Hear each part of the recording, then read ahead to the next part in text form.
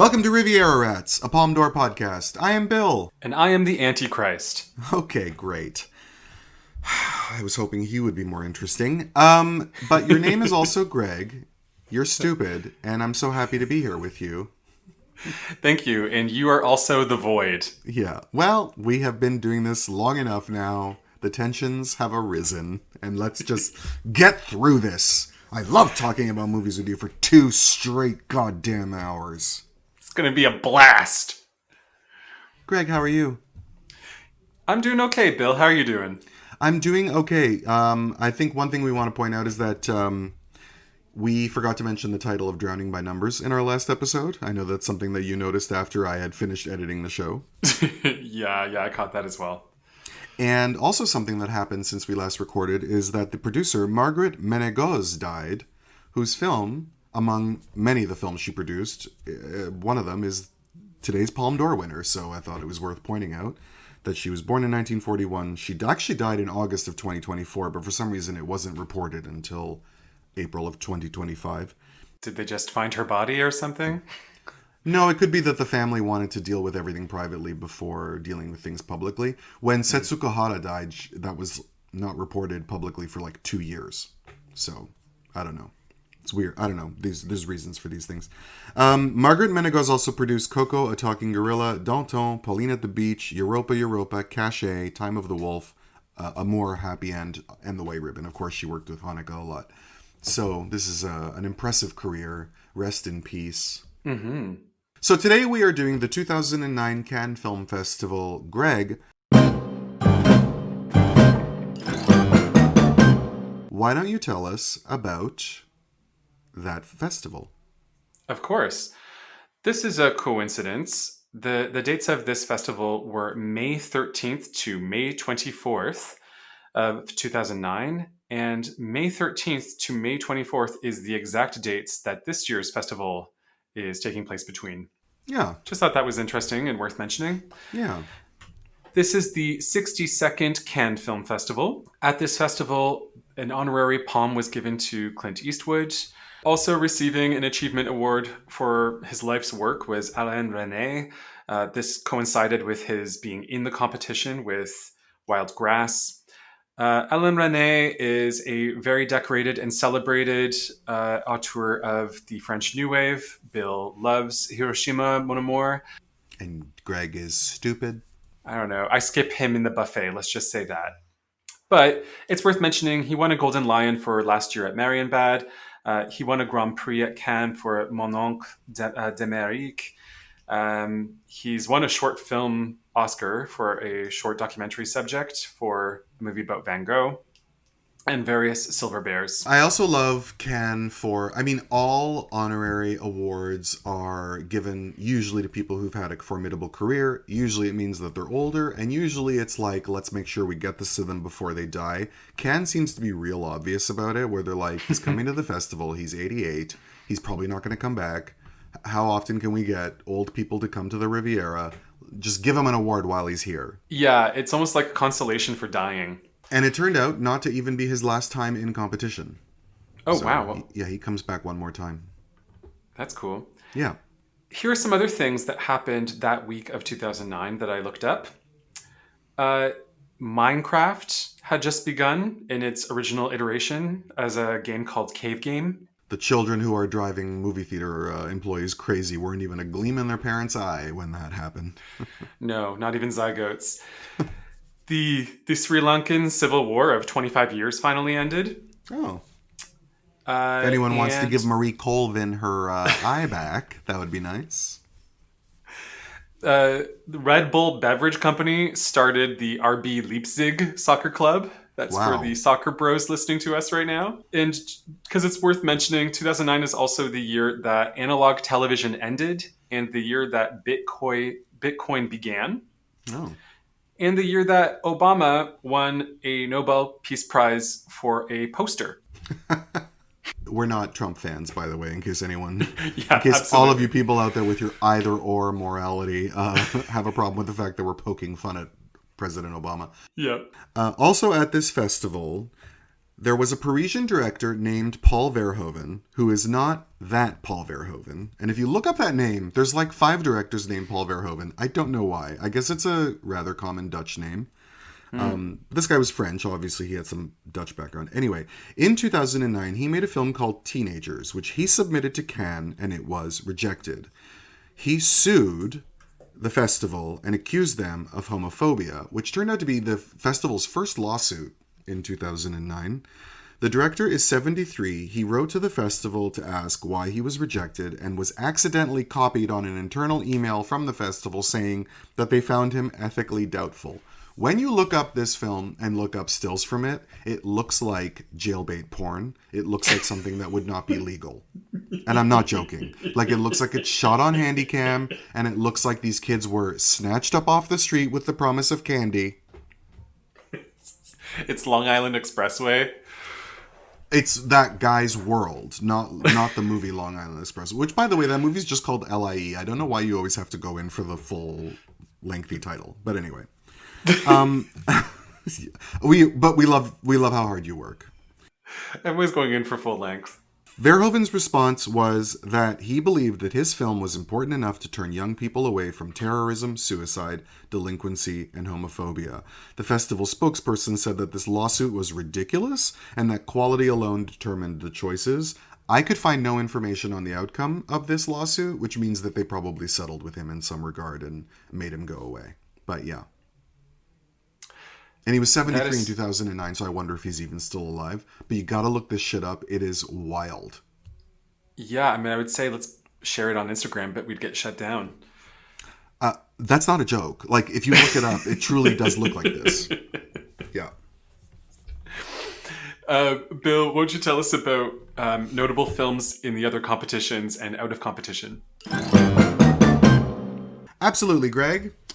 So, at Un Certain Regard, we have what sometimes happens at Cannes, which is a film whose success in that competition can sometimes eclipse the success of movies in the main competition.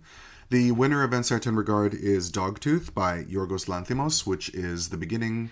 It's not his first film, but it is the beginning of a career that has only gotten more and more successful ever since. From Israel, we have Chaim Tabakman's Eyes Wide Open. This is a gay movie about Hasidic Jews falling in love. I turned it off after half an hour. I was really bored. I watched it for back when I was press for the Inside Out festival. We have from Bong Joon-ho one of my 2 favorite Bong Joon-ho movies, which is Mother, which is a masterful, brilliant film. I watched it for this recording, and it is tremendous, and her performance is mind-blowing. We also have a film that ended up being one of the big uns for the award season that year, Precious, based on the novel Push by Sapphire, by Lee Daniels. As they say on 30 Rock, Fresh Ass, based on the novel Tush by Assfire.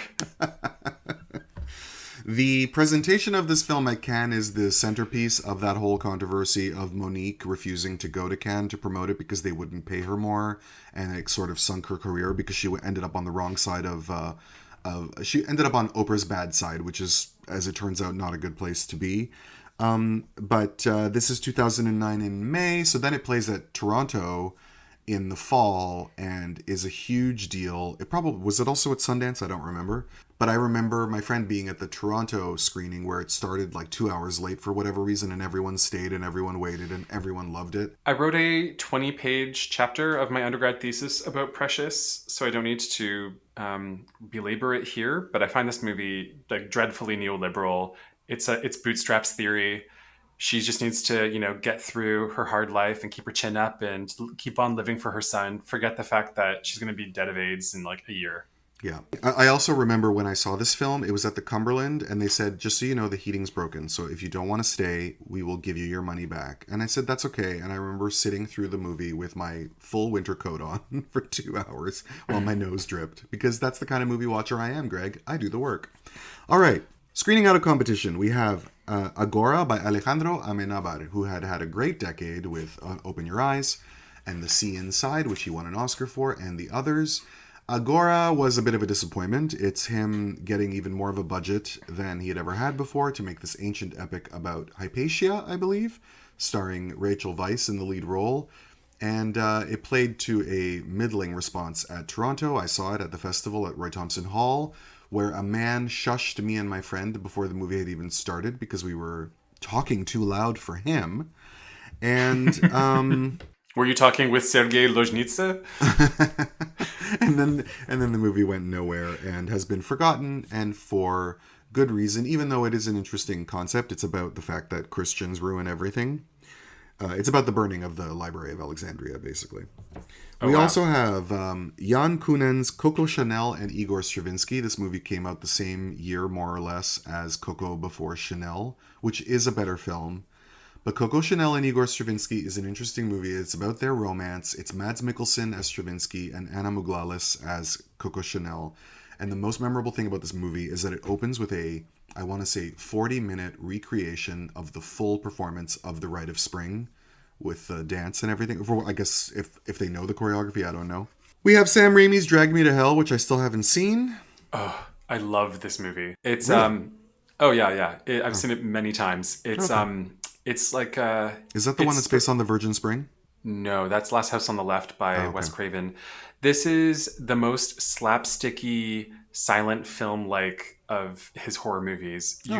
Alison Lohman is doing all of her stunt work. She's being thrown all around the room. Her. She had a minute. Someone who I don't have much time for is Terry Gilliam, who's the Imaginarium of Dr. Parnassus, also screened in 2009. I still haven't seen the whole thing. I turned it off after, for as long as I could bear it.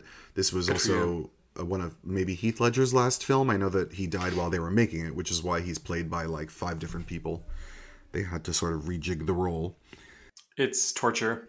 Yeah. Well, a lot of Gilliam is torture, though. And I wonder if The Adventures of Baron Munchausen had come out when I was an adult, if I would have loved it as much as I did when I was like 12. We have Up by Pete Docter. This went on to be nominated for an Academy Award for Best Picture. I believe the second animated film. Didn't you cry at the beginning, Bill? Did you cry?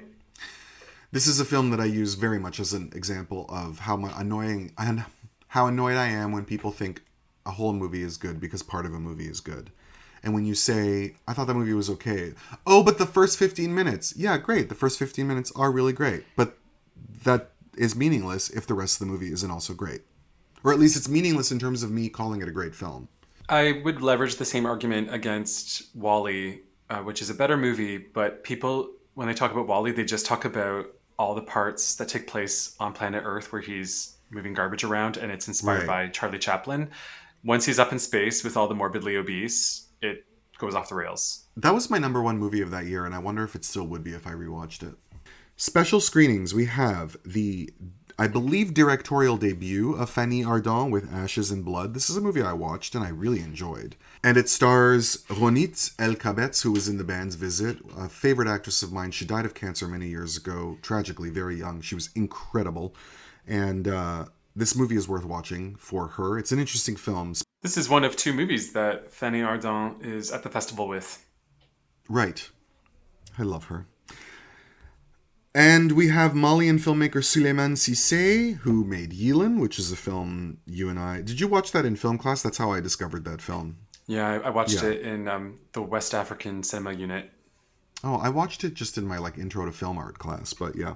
So he was there with Tell Me Who You Are. There's also a special screening of Powell and Pressburger's The Red Shoes, a revival and restoration. This is, of course, one of Martin Scorsese's favorite films.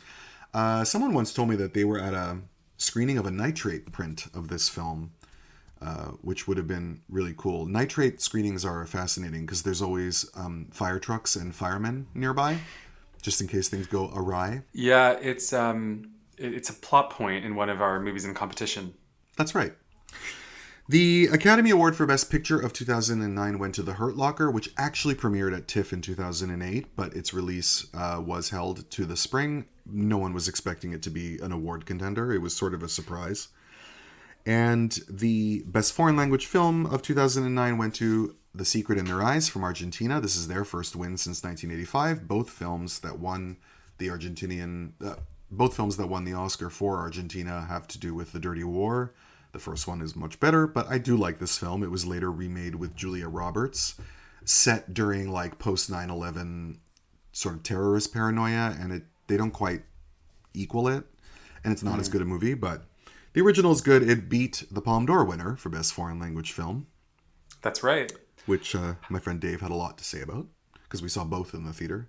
The Golden Lion of 2009 went to Lebanon by Samuel Maoz. This is a pretty good movie. From what I recall, the whole thing takes place from within a tank. Oh, cool. The Golden Bear went to another film that was nominated for Best Foreign Film, which is Claudia Llosa's The Milk of Sorrow. The original Spanish title is La Teta Asustada, which is the nourishing breast. I really like this film a lot. It's very interesting. It's very different. And I believe it is Peru's only nominee for Best Foreign Film. The Milk of Sorrow kind of sounds like an infection. Yeah. You would know. Greg. Yep. Tell us about the jury. Isabel watch. Isabel watch. Isabel watch. Isabel watch. Isabel is watching. And then this morning I sent Bill a screenshot of what I got from a Google search for Isabel watch, and it was a bunch of watches called Isobel. Bill, I'll let you cut me off in a moment to talk about your love of Isabel. But first, let me just give a summary of her decorations. This woman has the record for the most César nominations, 16 total. Yep. She has only 2 wins, though. That's true. She has won a BAFTA, two Silver Bears, 2 Actress Awards at Cannes. One was for Violette Nozière, and one was for The Piano Teacher by Michael Haneke, who we'll be talking about today. She has won the Volpi Cup. She's received only 1 Oscar nomination for one of her best performances in Elle. Have we said her full name? Do we need to? Just in case. I don't know. People might be listening for the first time. Sure. Our jury president, are you a fan? They might not know that I'm a devoted Isabelican. Go on. Yes. We're talking about Isabelle Huppert. Yeah. Huppert. That's how you say it. It's not Huppert. It's not Huppert. It's Huppert.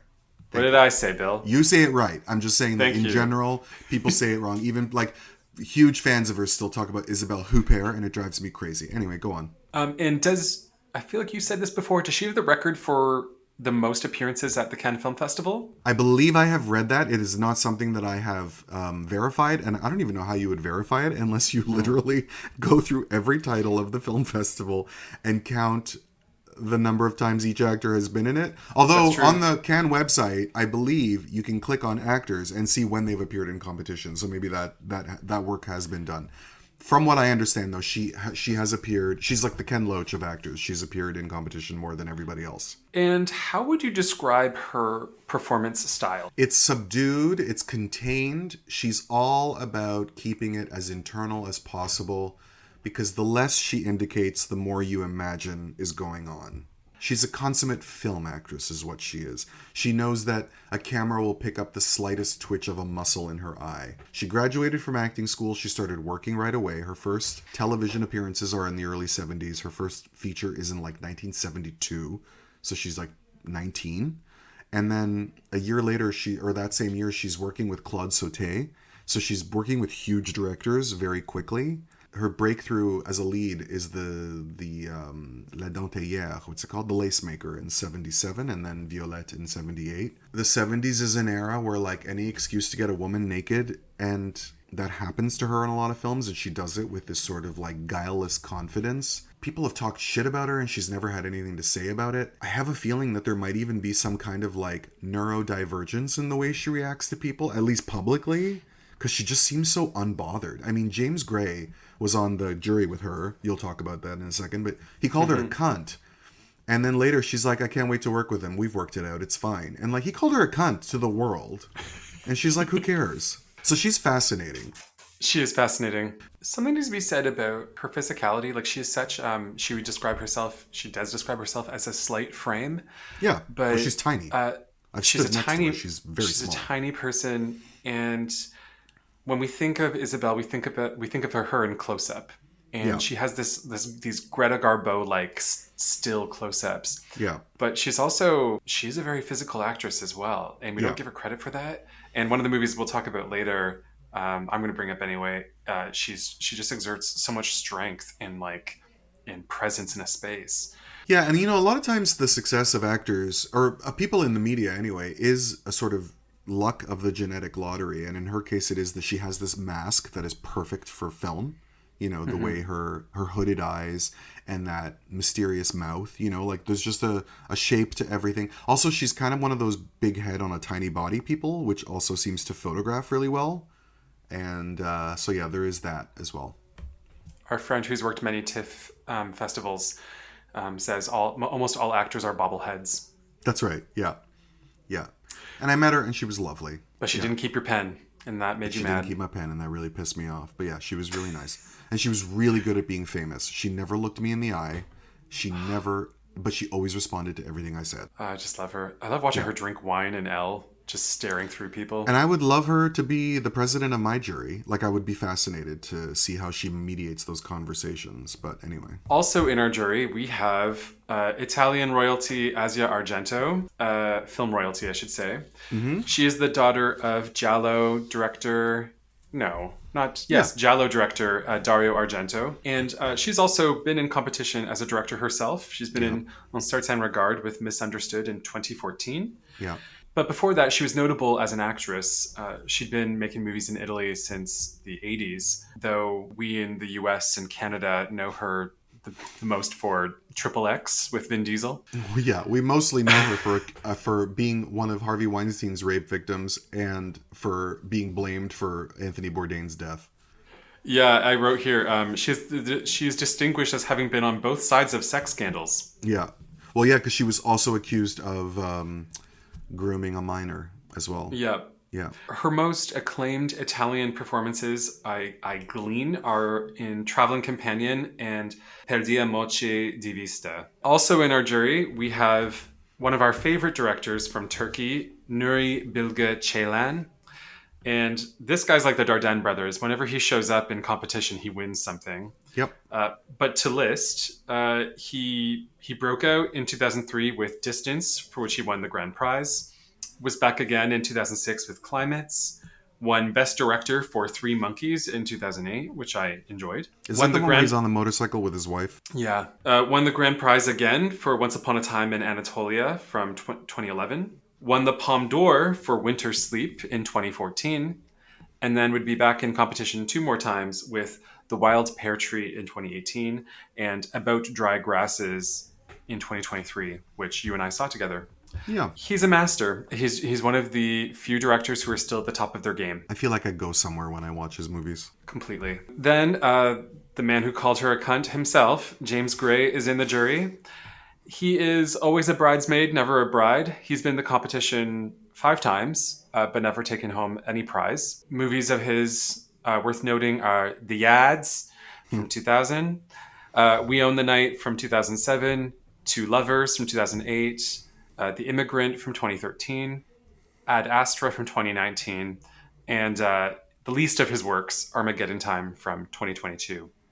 It's Armageddon time. It's Armageddon time. Apparently, the calling her a cunt was the result of heated debates over the fact that Isabel wanted a prophet to win the Palme d'Or. And I think his choice was the White Ribbon or something else. I might even have it in my notes. I don't remember. And then that's interesting because, of course, the White Ribbon ended up winning, and many people speculated that Isabel had engineered that because she wanted her friend to win. So none of this is confirmed. Isabel never talks about this stuff, so I don't really know if this happened. It's also alleged that Isabel stated that Isabel Adjani was not allowed to be anywhere near her or to present in the ceremony because there's always been the story of the two of them being rivals. But again, I've never heard either of them talk about it. So yeah, that's not even a rivalry for me. No disrespect to Adjani, but like Isabel is like Juliette Binoche comes close to Isabel for me. Maybe is as on the same level, but yes, but Isabel Adjani was like the big star. Right. You know, like Isabel Huppert was always respected as an actress. Adjani was always a star, and then ended up doing things like being nominated for an Oscar first, winning 5 Césars before Isabel even won one. So, starring in Diabolique. There is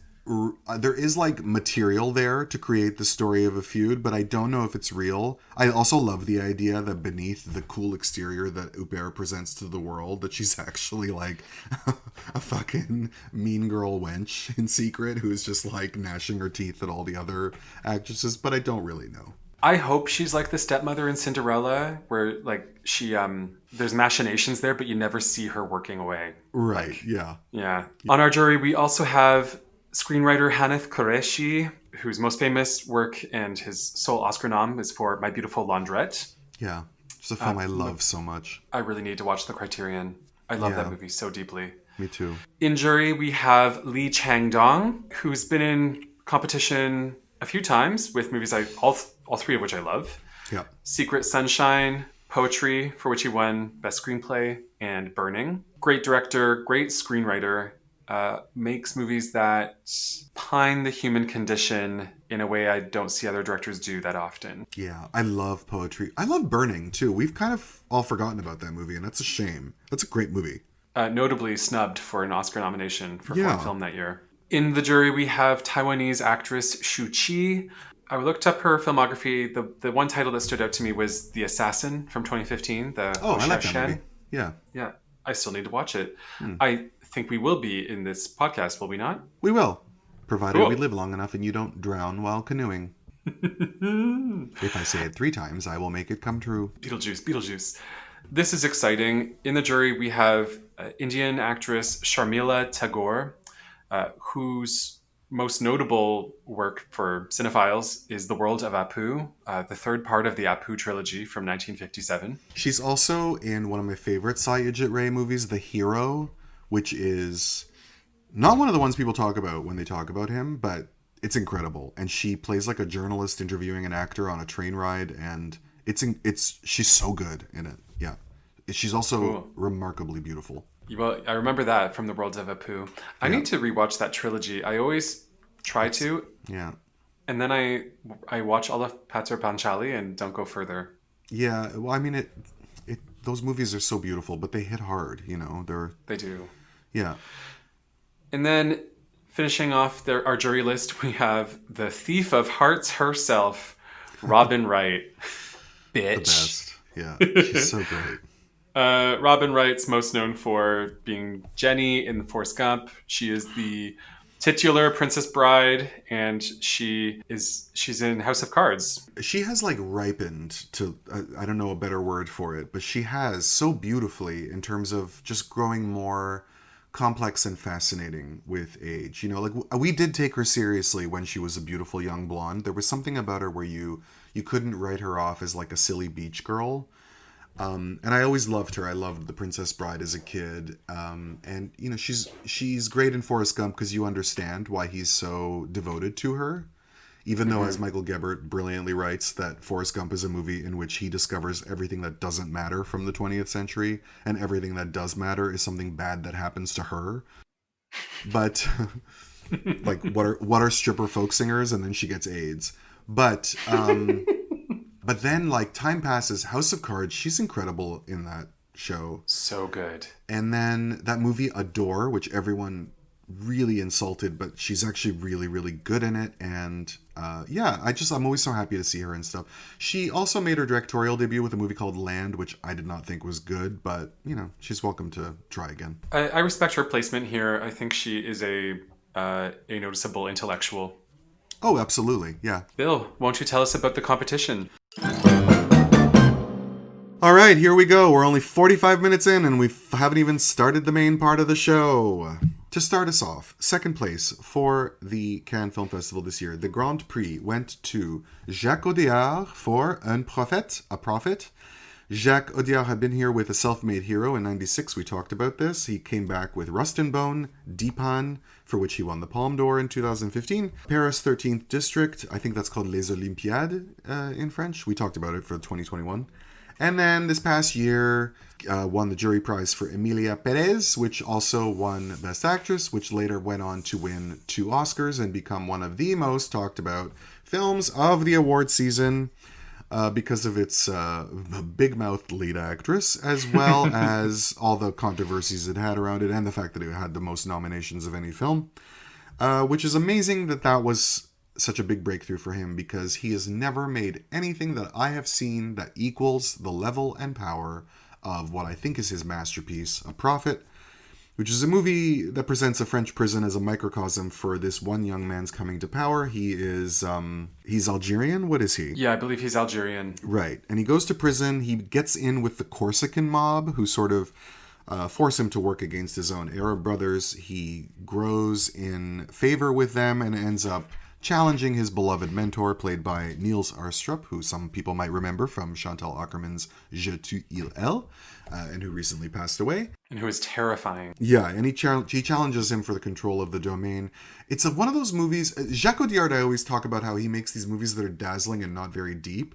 And that's actually what works for this movie, is the fact that it's just about process, and it's just like from one scene to the next of just watching things happen in order, and it's arresting. It could go on forever and I wouldn't get bored. That guy is so fucking hot, it's crazy. And it also went on to be one of the Oscar nominees for Best Foreign Film, against A White Ribbon and The Milk of Sorrow and The Secret in Her Eyes. Was it nominated in the 2009 year? Yeah.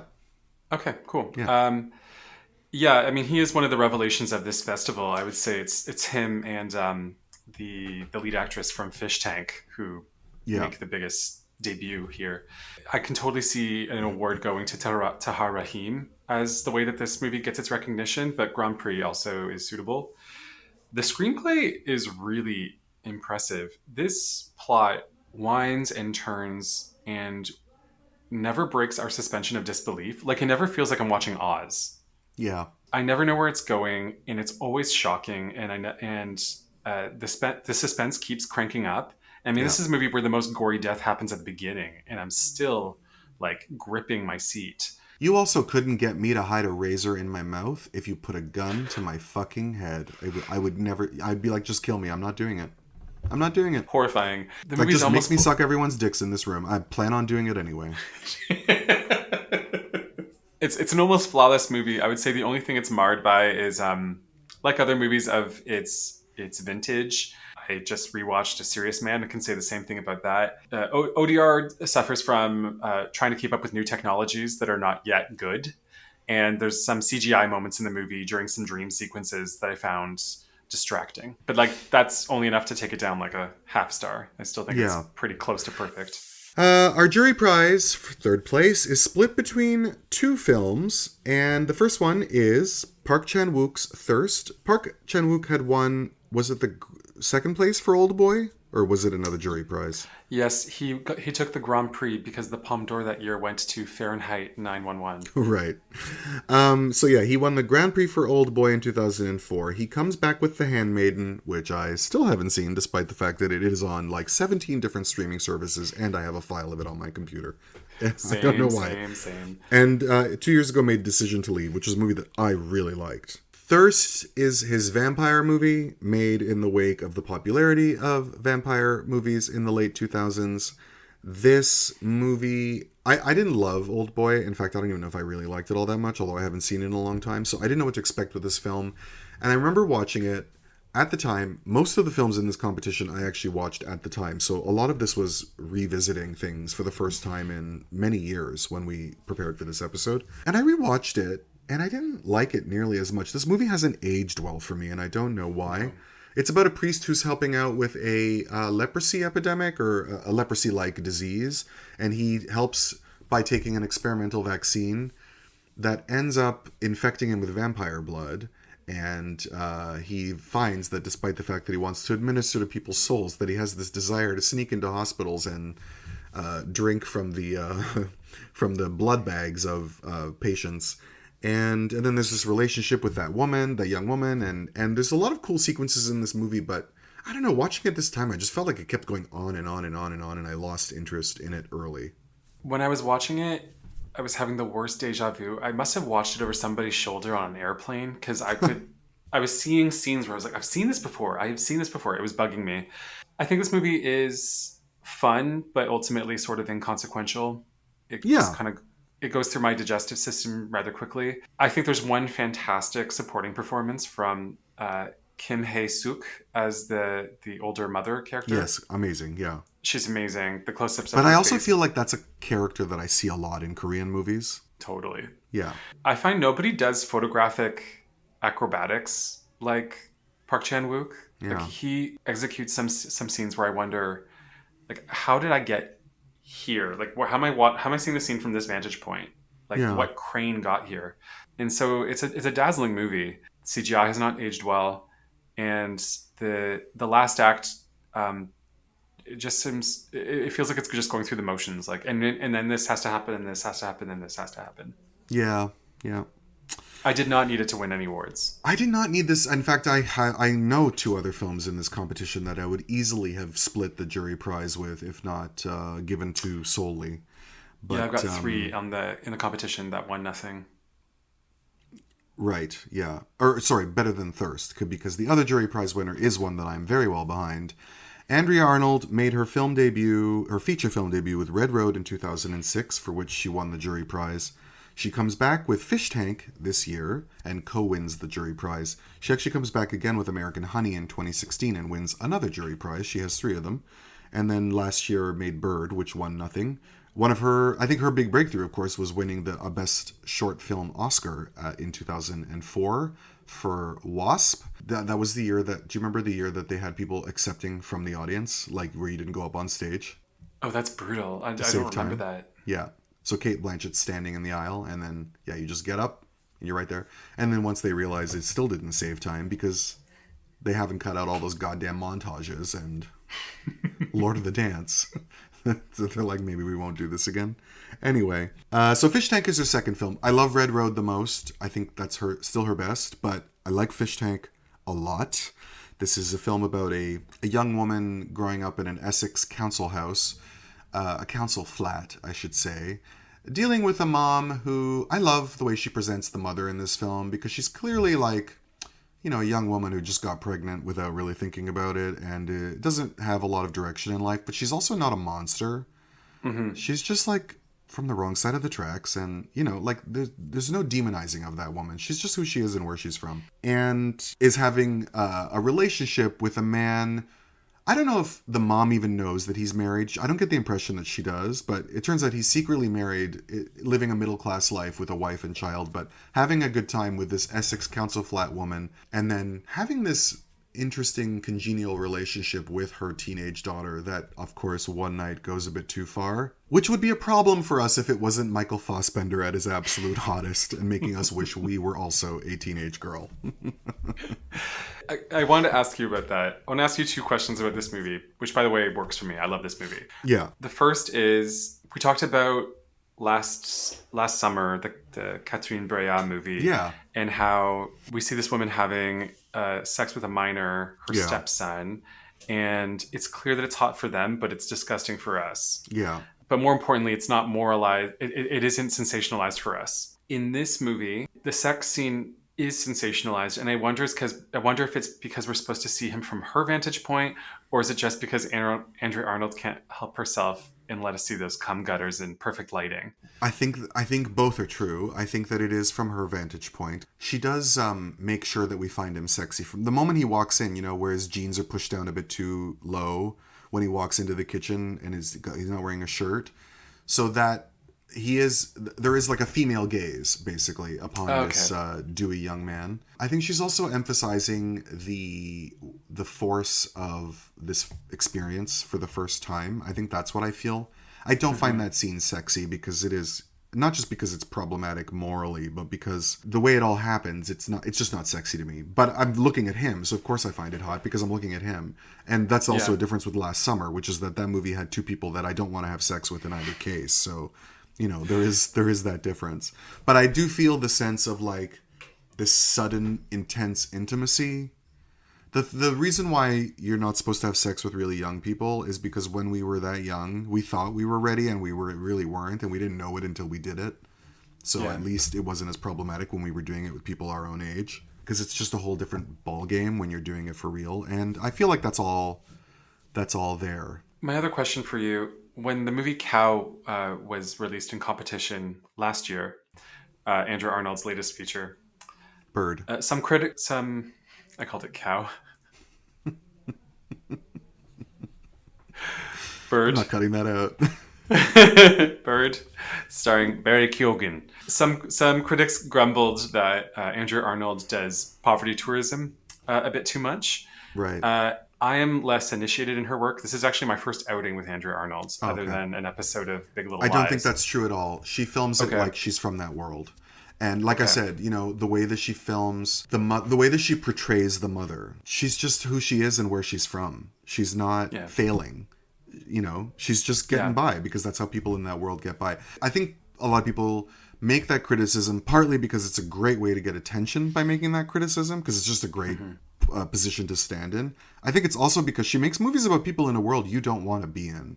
I watch these people and I think, thank God I wasn't born into that world, that I didn't grow up there. And then you feel kind of guilty for feeling that way, so you then overcompensate by accusing her of exploiting these people, when it's just like, no, you're just really fucking determined not to ever be these people and to not know them or hang out with them or be in their world.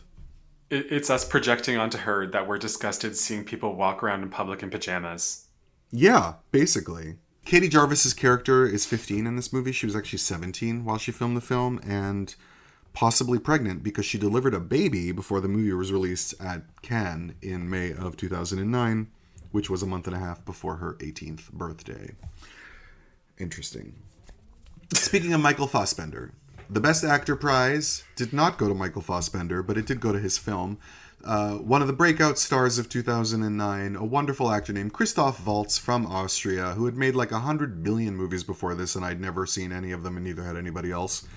But he appears in Quentin Tarantino's Inglourious Basterds, and despite it being a supporting role, which is, of course, the category that he wins at the Academy Awards, he took, very deservedly, the Best Actor prize at Cannes. Everyone was talking about this performance. It ended up being one of the most celebrated films of the year. And I'm so happy I rewatched it for this podcast because I had not seen it since 2009. I've always loved Tarantino. Us gay boys have a problem loving Tarantino because it means we have to talk to straight men and like let them think they're right. And, once we get past that and like watch the actual films, we realize that the man just keeps getting better and better and better at what he does every time he makes a film. But this is actually a film that when it first came out and I saw it, I didn't like it that much. I thought it had really cool sequences, but overall, it didn't feel cohesively like it came together. And then it grew so much in my estimation rewatching it for this show, where I just thought the whole thing was so exciting and I couldn't get enough of it. So I don't know if it's also, again, something where I wasn't ready to be on board for this idea of, fictionalized historical revenge plots, which is, of course, what he's done 2 more times since then. And I don't know that I'm this serious a person, but maybe I was like, what's the point of making a movie where you kill Hitler if we couldn't actually kill Hitler in real life soon enough? I don't know. I don't know. I just know that I like this movie so much more, and now I'm like, I could happily rewatch it again. I love every sequence of it. Diane Kruger's finest moment as an actress. That whole plot point of the 3 fingers is one of my favorite things. Fassbender's great. That little blonde German twink that I sat next to at TIFF when he wrote a movie, Alexander Failing, the new father in that bar sequence. Mm-hmm. He's great. Léa Seydoux appears in a small role. We have all these wonderful performances. Melanie Laurent. Melanie, of course, yeah. But also the horror film director. Oh, Eli Roth. Eli Roth, thank you. Yeah. Who just directed My Friend in a movie, and she adored him. Everybody is great. The doctor from The White Ribbon is also in this movie, and Brad Pitt, of course, and a movie that is a tribute to Tarantino's incredible power as a constructor of plots. And then at the heart of it, we have this amazing character played by Christoph Waltz, who really embodies that flavor of somewhere, because Tarantino's looking to pay tribute to something between grindhouse, serious World War II movies and The Dirty Dozen, and have his cake and eat all 3, and he does. And part of it is because Waltz embodies that so beautifully all at the same time in his portrayal. He is genuinely terrifying, and you believe that he is ruthless, but he's also ridiculous, and it's all there. And then on top of it has to speak 4 languages. And shockingly While enough, smoking that gigantic pipe. that gigantic Roadrunner pipe that he is smoking, I totally had forgotten about his Roger Rabbit pipe, as I like to call it. Yeah. I totally forgot about that. Peter Bradshaw saw this film at Cannes, and he thought that Waltz was the only interesting thing about what he called a fantastically awful, unfunny, and self-important mock World War II movie, and that he thought of this prize as being a kind of inspired rescue mission. I really liked this movie. I liked it as much as I watched it the first time. The only thing I can say against it is, and this is just me getting older and jaded, I never loved Brad Pitt as the character actor in the body of a matinee idol. Same. And his accent is terrible. I don't believe him for a second. And I fully accept him as somebody who's just there to make sure that the producers keep forking over cash. Totally. I think he's a good actor. I prefer his performances in Moneyball, Ad Astra, even The Tree of Life. I like when he's doing something more subtle and beneath the surface. Whenever he's doing accent work, it throws me off. And you can't do it. And it feels like he's punching above his weight. And he's around some heavy hitters who are just doing circles around him. Not the case in Once Upon a Time in Hollywood, though. I thought that was a very well-deserved Oscar, and I love that performance. I think that movie is an example of his pure charisma. True. No, absolutely true. Yeah. The thing that stands out to me about this movie, and then Tarantino continues this with the next 2 movies in his revisionist history trilogy, he's really doing the homework, and he's really putting the money on the screen, and I see none of the seams showing.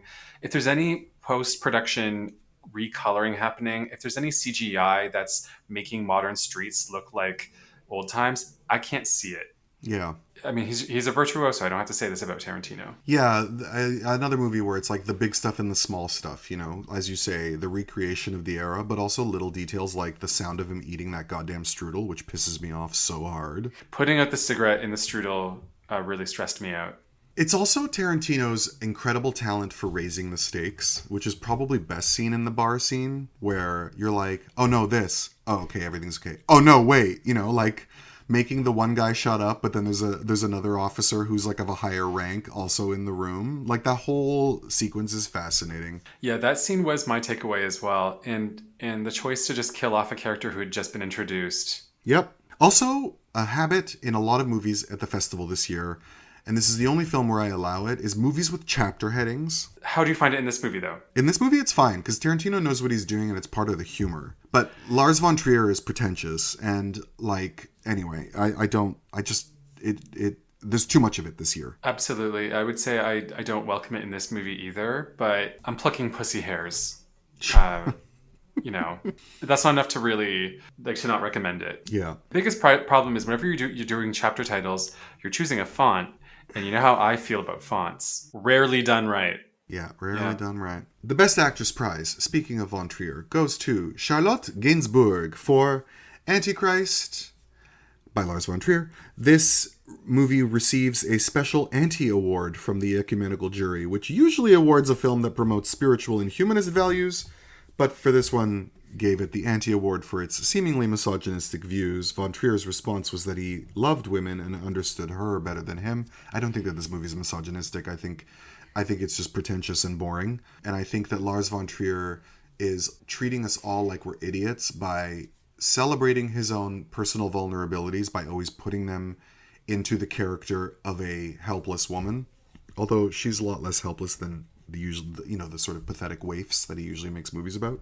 2 versions of this film were available for buyers at the Cannes Film Festival this year. One of them called the Catholic version and one of them called the Protestant version for the fact that they had different things cut out.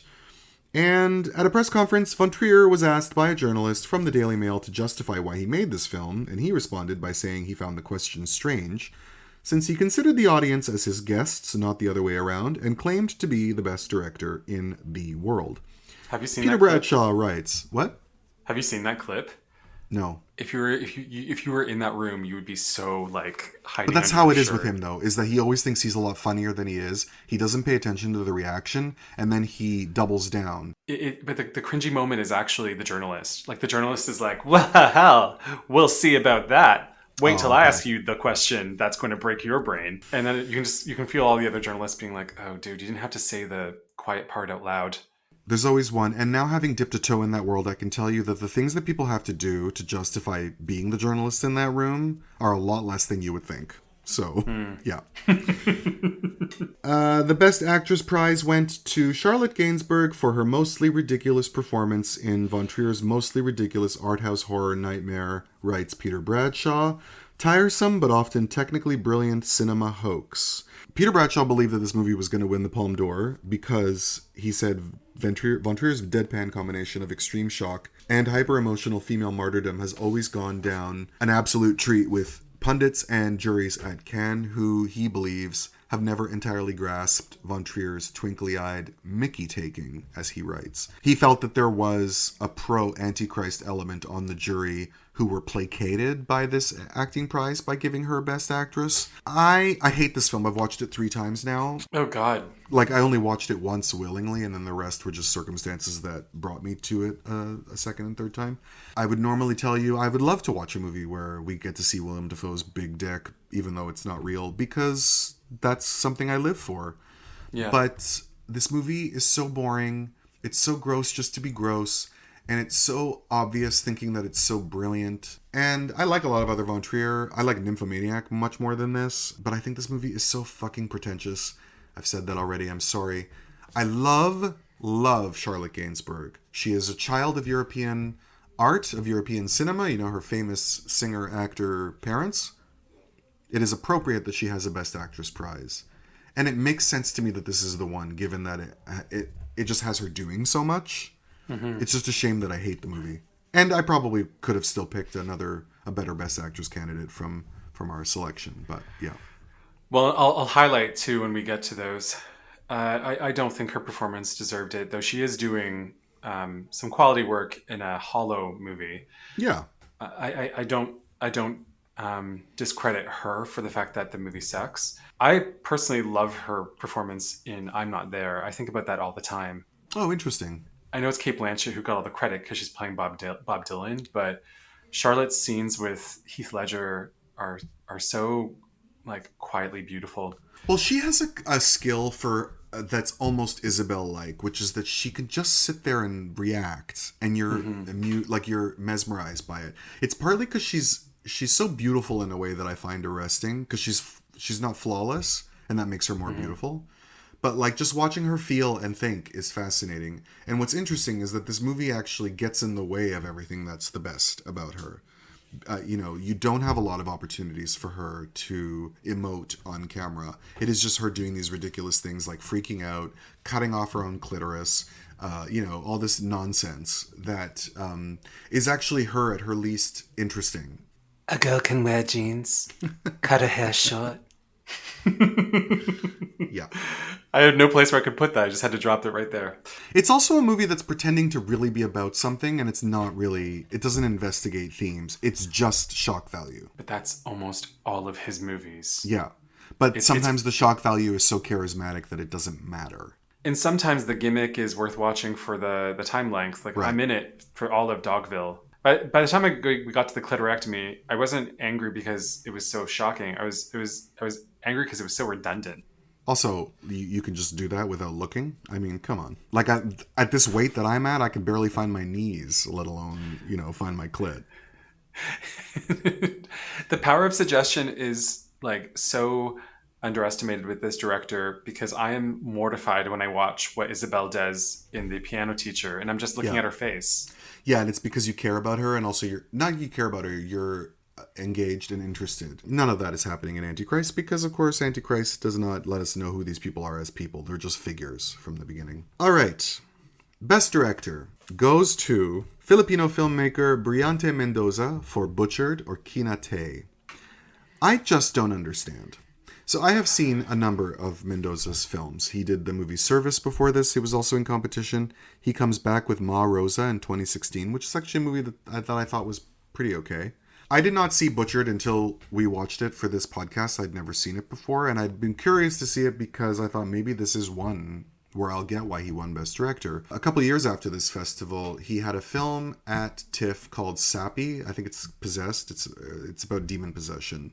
And I went and saw it because I thought, this guy won Best Director at Cannes. He's also about to do a movie with Isabel, so I'm curious to see this film. And I sat through 2 hours of what looked like someone just running around Manila with a handycam doing fuck all. And I'm like, what is this garbage? And his movie with Isabel called Captive, or Captives, is also garbage, where like nothing fucking happens. Although she had a great time because she got to ride in a helicopter while filming it. And then we get to this movie, and I mean, does something happen? Kind of. What did the jury see in this movie? I don't know, because unless they just love the idea of a left turn choice for directing, but like his movies never feel like they're made by a filmmaker. They really feel like student projects to me. And that might even be I wrote down the overselling same them. thing. Yeah. And the plot is basically we see this young guy. Does he get married at the beginning or he gets engaged? Yeah. Yeah, he's married at the beginning. Right. And then, they're a young couple, any opportunity to make more money. So he takes a job with a friend of his that tells him he's going to make a lot of money in one night. He's working in law enforcement of some kind, right? I just watched it like 3 weeks ago and I don't remember. He's trying to go to police college. Right. And it turns out that the job, and like, what do you think it's going to be when you're going to get paid like $4,000 for one night? You think it's going to be on the up and up? But anyway, it turns out that the job is to accompany a few thugs under the direction of a drug lord to go grab a sex worker who is behind on her drug payments. Yep. And cut her to pieces and dispose of the body. And that's the whole movie. Is like this night we watch a traffic jam, and then they grab her, and then we watch her get raped and tortured, and then sliced to ribbons, and then he has to go for breakfast with them the next day. Peter Bradshaw writes, obviously, I just in case anyone hasn't figured it out yet, I read an article by Peter Bradshaw about covering the Cannes Film Festival, which is why I have all these quotes. He writes, "It really is a truly horrible film. I wouldn't wish it on my worst enemy." Writing that he's troubled by this recent cinematic reflex of art house rape, which is directors subjecting female characters to brutal sexual assault as a way of producing a narrative resolution which will cow audiences into submission and also establish their own realist credentials. It's something that people have talked about a lot since, is like, abusing women in stories as a way to inspire, like a revenge tale or whatever. In this case, somebody that we don't even really get to know as a person. We don't get to know anyone as a person, really. No. And he thought that the opening and closing sequences were interesting, but otherwise he was left with the sense that Mendoza believes that the prostitute's murder is only interesting in that it is a part of a tragic downfall of a sympathetic male cop, which is probably true. But I don't even know that that's true because I just never get the impression from his movies that he's making much of an effort of any kind. Yeah, Roger Ebert said this was the worst movie to premiere at Cannes since The Brown Bunny and had taken the belt from that movie. I also wrote down this looked like a student film to me. In particular, the lead performance is really amateurish. Like, he's really bad. There's tons of close-ups of him where you see him trying to be like, what would this character do in this scene? I guess he would pick up this pen. Like, it's really bad. The makeup effects of the chopped up dead body. You mean the mannequin that they drizzle red paint on? Yes, that. I'm like, yeah. I had a moment where I was like, I had to reflect, am I becoming a nihilistic, jaded person because I'm laughing during this movie? And the answer is no, because I am horrified when this is done right. This movie is badly made. There's scenes. There's a montage sequence where the main character is sitting with this guy having cigarettes, and the guy's asking him, like, so are you in school right now? He's like, yeah, I'm going to teacher's college. And then it cuts back to our torture victim getting face raped, going, please stop. And it's just back and forth. And it's just like, it's because there's no character development. It's so gratuitous. It's made by somebody with no skill as a filmmaker, who doesn't know how to direct actors, who doesn't know how to write a story, who doesn't even know how to hold a camera that well, or how to set up a lighting kit in a dark room. And ultimately, what is he trying to say about like the downstream impacts of global capitalism, that like people will stoop to the worst things to make a buck? Just go watch the Hostel movies. Those are better. Yeah, I'm almost disappointed that you disliked it as much as I did, because I thought maybe Greg will find something about this movie that will explain to me why this man is as successful as he is. Because I haven't watched a ton of Filipino cinema. I have watched 1 or 2 Lav Diaz movies, which I also didn't find all that great, but there's a lot more skill in them in terms of directing actors, although I wonder if there's also a cultural expression of drama in their stuff that I haven't quite discovered the flavor of yet, and I don't think that this director applies. I have Filipino friends who tell me like there is a cheese factor to their dramas that you have to get on board for. Oh, The Blossoming of Maximo Oliveros is a really cool movie about a gender fucking kid who has a crush on an older cop mentor friend. Right. And yeah, it's melodrama. My main experience with their movies is those like macho dancer movies, like Lino Brocca's. I think it was called Macho Dancer, and then Mel Chiang-lo made Midnight Dancer, and there was another one called Burlesque King. They're all just about like boys selling their bodies to sex tourism. That's my main experience with them, and those are good. Yeah, a specific flavor. There was nobody else you could have given Best Director to, because there was, just so you know. And it's still not my dand, believe it or not. Yeah, same. But before we get there, Best Screenplay goes to one of my favorite movies of the festival, one of my favorite movies of the year, Spring Fever by Lu Yi, very controversial filmmaker from China. He had been at the festival with Purple Butterfly in 2003 and Summer Palace in 2006, which the Chinese government then withdrew from the festival. Both of those movies are really good.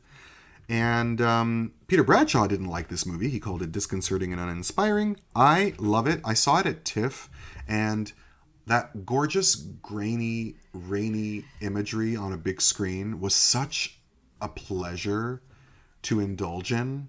I love where this movie takes place and how it looks.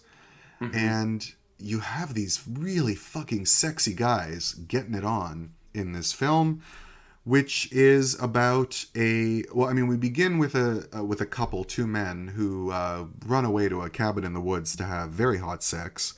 It turns out one of them is married. He is married to a woman who hires a student, basically moonlighting as a private detective, to follow her husband and get evidence on his affair, not knowing that he's having an affair with a man. But then the student that she sets on him ends up having a relationship with the other guy while the husband has an unfortunate demise. And then we also get to know the student's girlfriend as well. So there's like 5 characters that we follow, even though it's never as confusing as it is the way I described it. Yeah. And it's just really captivating and really, really, really hot. Yeah, it is at times confusing, but it's not convoluted. You want to see where it ends up. You want to see where it's all going. I understand why I won the Screenplay Award, because very often Screenplay Awards go to feats of plotting more than dialogue. Or very often a movie where they just wanted to give it an award, and that's what was left. Yes, that happens too. It reminded me a lot of Drive My Car, another screenplay winner, in that I never expected to get to the end and realize, oh, this is about regret. This is about wishing you could take back things you did and things you said. I was really affected by it. We were kind of shocked it was working. Like Mike sat down, this is one of the movies that he actually like sat for most of, and he was just like, he didn't walk by like he does in every other story you tell, where Mike just like, he doesn't actually have a job. He just walks through your living room back and forth and comments on what you're doing. His job is walking by, Bill. Give him credit. His job is walking through the room. But no, he sat for most of it. It was like, our responses were like almost like kind of stunned. We're like, is this working? Is this working? Yeah, it is. I thought that the affectation or like the eccentricity of the poetry superimposed over the screen works. Yep. This movie should be twee, but it's not. And I really look forward to rewatching it. And I look forward to more by this director, although I don't know what he's done since then. I should look him up. Prison Labor, I'm guessing. Yeah, probably. Summer Palace was withdrawn because it included footage of Tiananmen Square. Oof. Yeah, he's a real provocateur. Spring Fever, I saw it at TIFF in 2009 at the festival. Once it came out on DVD the following year, I bought it. And if you want to know how long some DVDs sit on my shelf, after I buy them, I cracked the plastic open this month to watch it for this show. Oh, that's great. Yeah. I'm amazed it didn't crumble into dust when I cracked the thing open. I was like, does this technology even work anymore?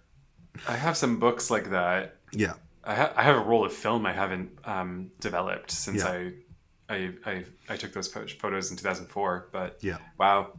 So those are our award winners. Moving on to the films that played at the festival that were not in the winner's circle, we have Bright Star by Jane Campion. This is Jane Campion's first feature film since In the Cut in 2003. It had been a while.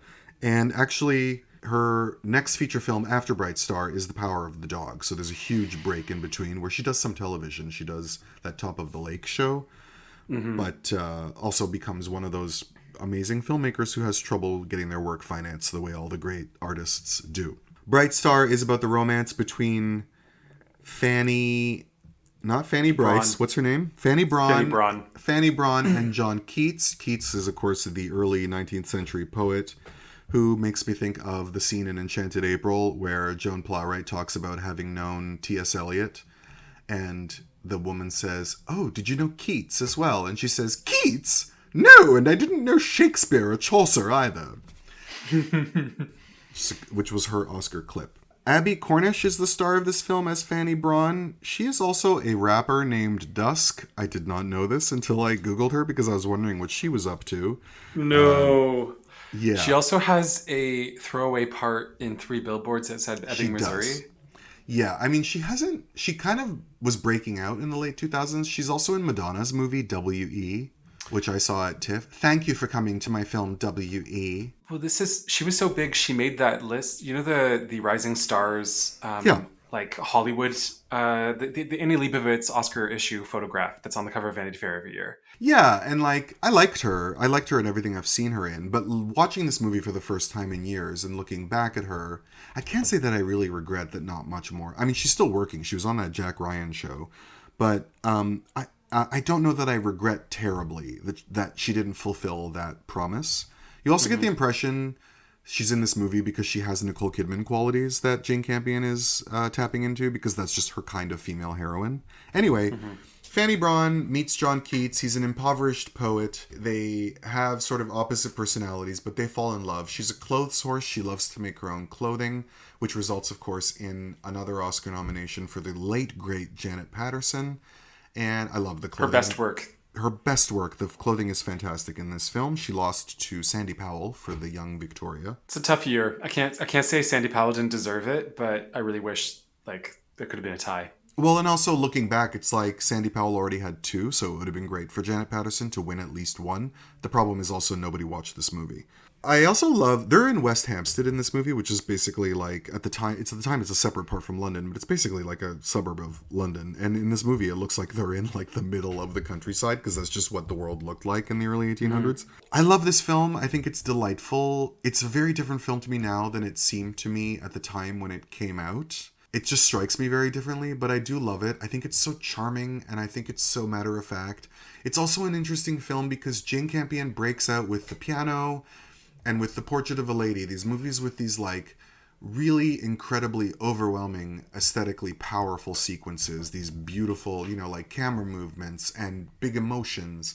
And it's so interesting that all these years later, she makes another period film, but one where it's not ocean waves crashing against rocks. It's a much subtler, quieter, gentle film, just about these two people who connect and the sympathy that she has for him. He's, of course, played by Ben Whishaw. When we talk about twinks who age like werewolves, he's definitely one of them. He ages like Charlotte Rampling. He's so talented, but he also often looks to me like when you leave your raspberries in the fridge for too long.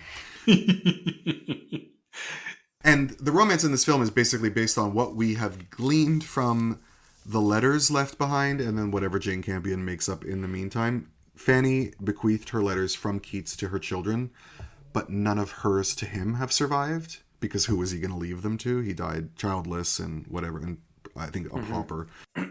And early scholars used to believe that she was like a total hateful bitch because of this. And Ben Whishaw met his husband on this film, who is the composer of the film score.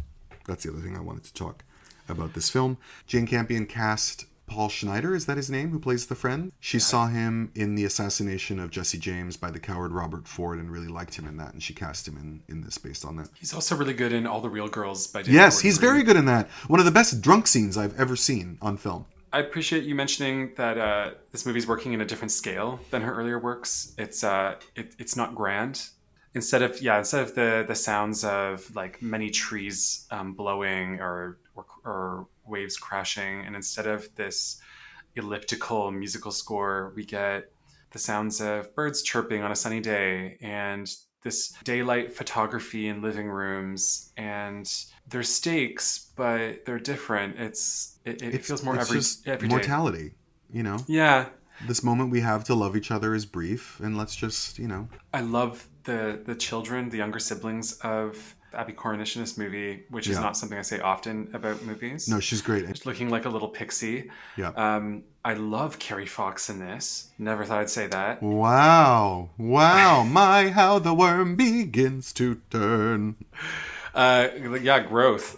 She's so lovely in this. Yeah. And the only regret I have is that Paul Schneider is not in the Keats role, because I find Ben Whishaw, like, he has the sex appeal of a salamander. My problem isn't the lack of sex appeal. It's that I just don't want to get to know him. And maybe that is sex appeal. There's just, he's talented. There is a charisma there, but he's just not warm. I don't want to plumb his depths. And I mean that in every possible way that you can imagine it. It just doesn't seem nice. And I don't like saying that because it makes me sound like such a fucking idiot, but yeah. No, I hear you. Yeah. And the fact that he has earrings with long hair irritates me. Because it doesn't suit him. Well, it only suits Spanish men. That's just it. I wish the jury could have done one of their special one-off awards just to recognize Jeanette Patterson's work, because it is real artistry and it's a character in the movie. The fact that she is such a clothes horse in like 1810 is really funny, and you need the clothing to be amazing for that to work, and it works. And through her talking about it, we become connoisseurs of the clothing. Yeah. You really feel like you can reach out and touch it. And I believe that she makes it. Like, she convinces me that she actually makes that clothing. Yeah. Yeah. Wentworth House is in West Hampstead, where they lived, and it's now a museum. You can go visit it. Oh, cool. Yeah. Yeah, you could have put this movie in the award for directing, screenplay, jury prize, Grand Prix, and I wouldn't have argued. Yeah, and I don't know why she didn't win something. I mean, again, you could have given this a jury prize over Thirst, for my money. Absolutely. All right. From director Pedro Almodóvar. Thank you to Greg's friends. That's Mike, by the way. Was that Mike? Yeah. What a dork. No, Mike was right. Mike was absolutely right. I learned Pedro's last name incorrectly from when I was young, and so it's been a hard habit to break, even though I have always known that it is pronounced Almodóvar. That doesn't change the fact that Greg pronounces everything wrong. But anyway. Pedro is back at the festival this year with Broken Embraces, Los Abrazos Rotos. This is after having won Best Director in 1999 for All About My Mother, Best Screenplay for Volver in 2006, and then he comes back for The Skin I Live In, Julieta, and Pain and Glory, the last of which wins the Best Actor prize, but Pedro hasn't won anything again since then. Broken Embraces comes after Volver, as we say, so that's like his huge triumph with Penelope Cruz. My personal favorite. I love that film a lot. It's not my favorite, but it's like up there. Oh, no. Actually, Women on the Verge is my favorite, but I would relent that Volver is his best. That's interesting. I mean, I wouldn't fight you on that, but like I'll always love Talk to Her the most. This movie isn't a fail, but it's far from a favorite of mine. It leaves me cold. I've watched it many times because I watch every Pedro Almodóvar movie many times, because I'm always so happy to be in his world. And, you know, he clearly knows that he can get Penelope Cruz to do anything and that she'll just pull it off with effortless elan.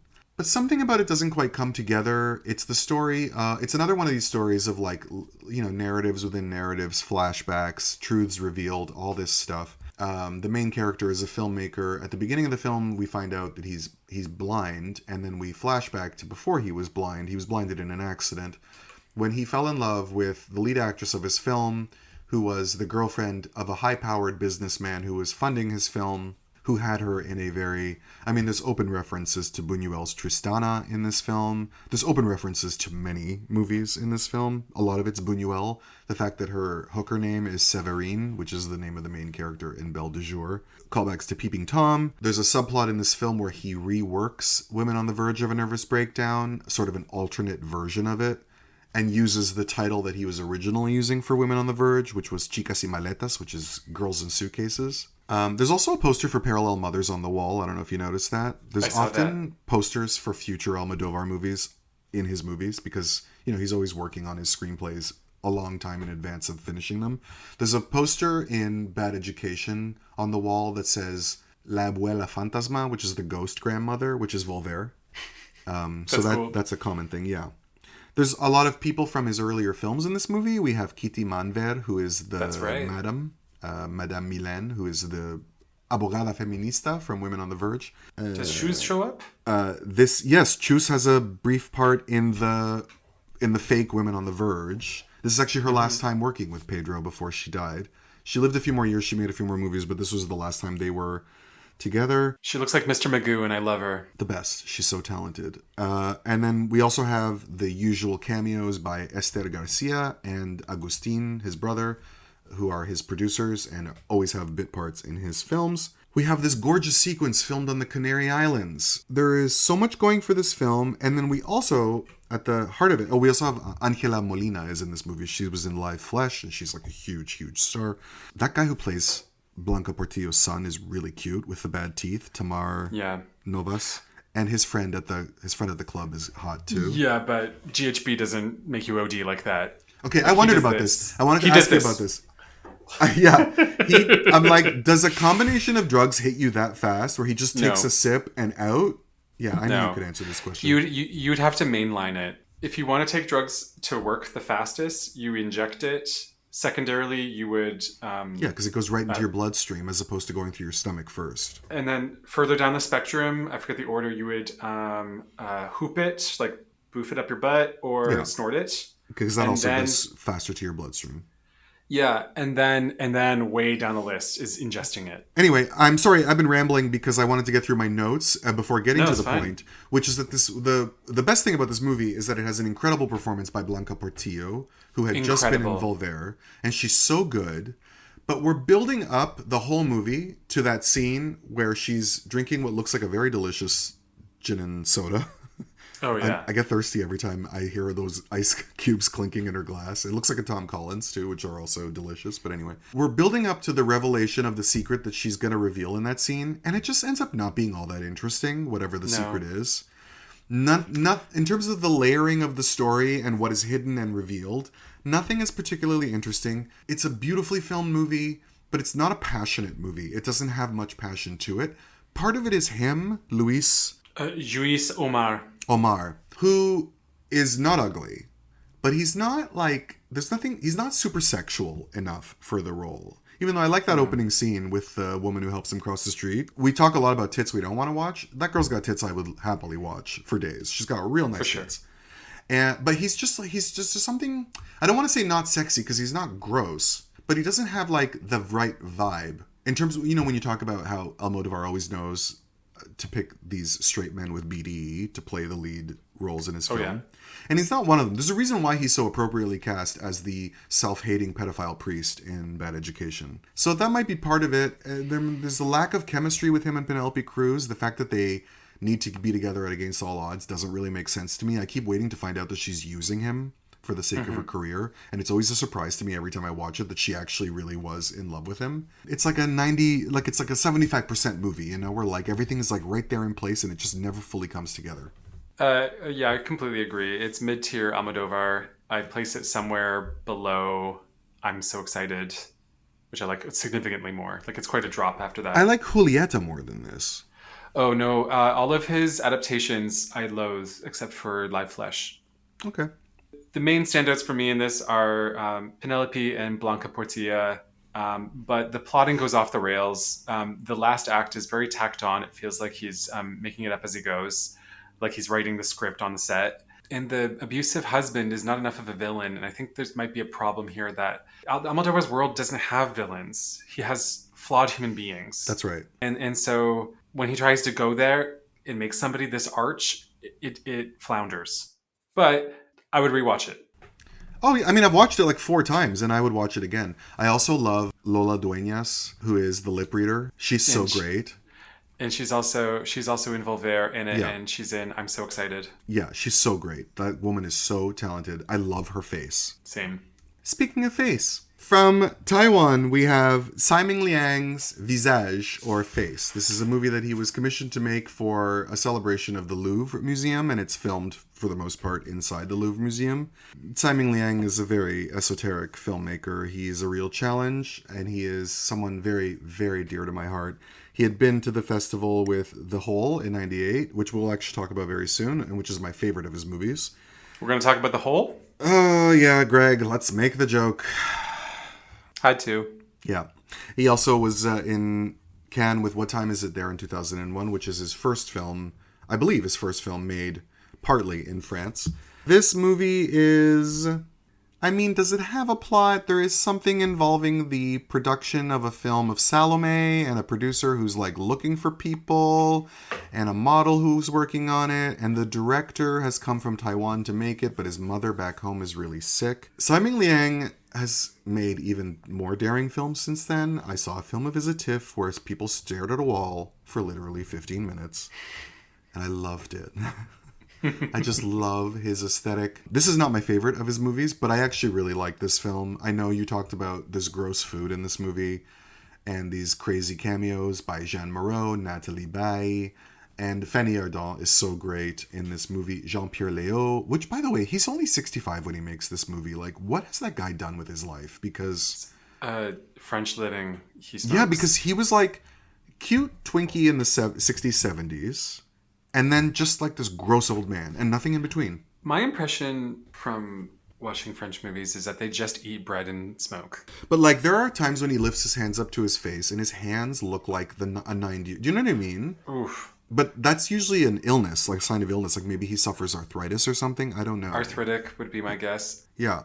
And then typical of Tsai Ming-liang is that he loves to do these long drawn out sequences like the girl taping the window for 10 minutes. And then cut to a random musical number for no reason, which is Laetitia Casta lip-syncing to Mandarin, which is a scene that I love. And the eating the apple offerings scene makes me laugh. I like this movie. I get that it's not everyone's cup of tea, but I like it. Yeah, it's threads of a plot. As is typical for him, yeah. You could have it on at a party with the volume off, and it would work perfectly on your wall. Right. It's the most... Someone said it's the most pretty movie in the whole competition, if not the most understandable one. Sure. And I think that's true. It's opulent. It's gorgeous. All the scenes of this stag walking around a stage with birch trees and mirrors. The closing credits sequence where they're just trying to woo the stag, or like to releash it. I love this weird dance of a seven veils in front of a bunch of meat hooks. It reminded me of The Lair of the White Worm. Yes. It is not my favorite of his movies. It is not boring.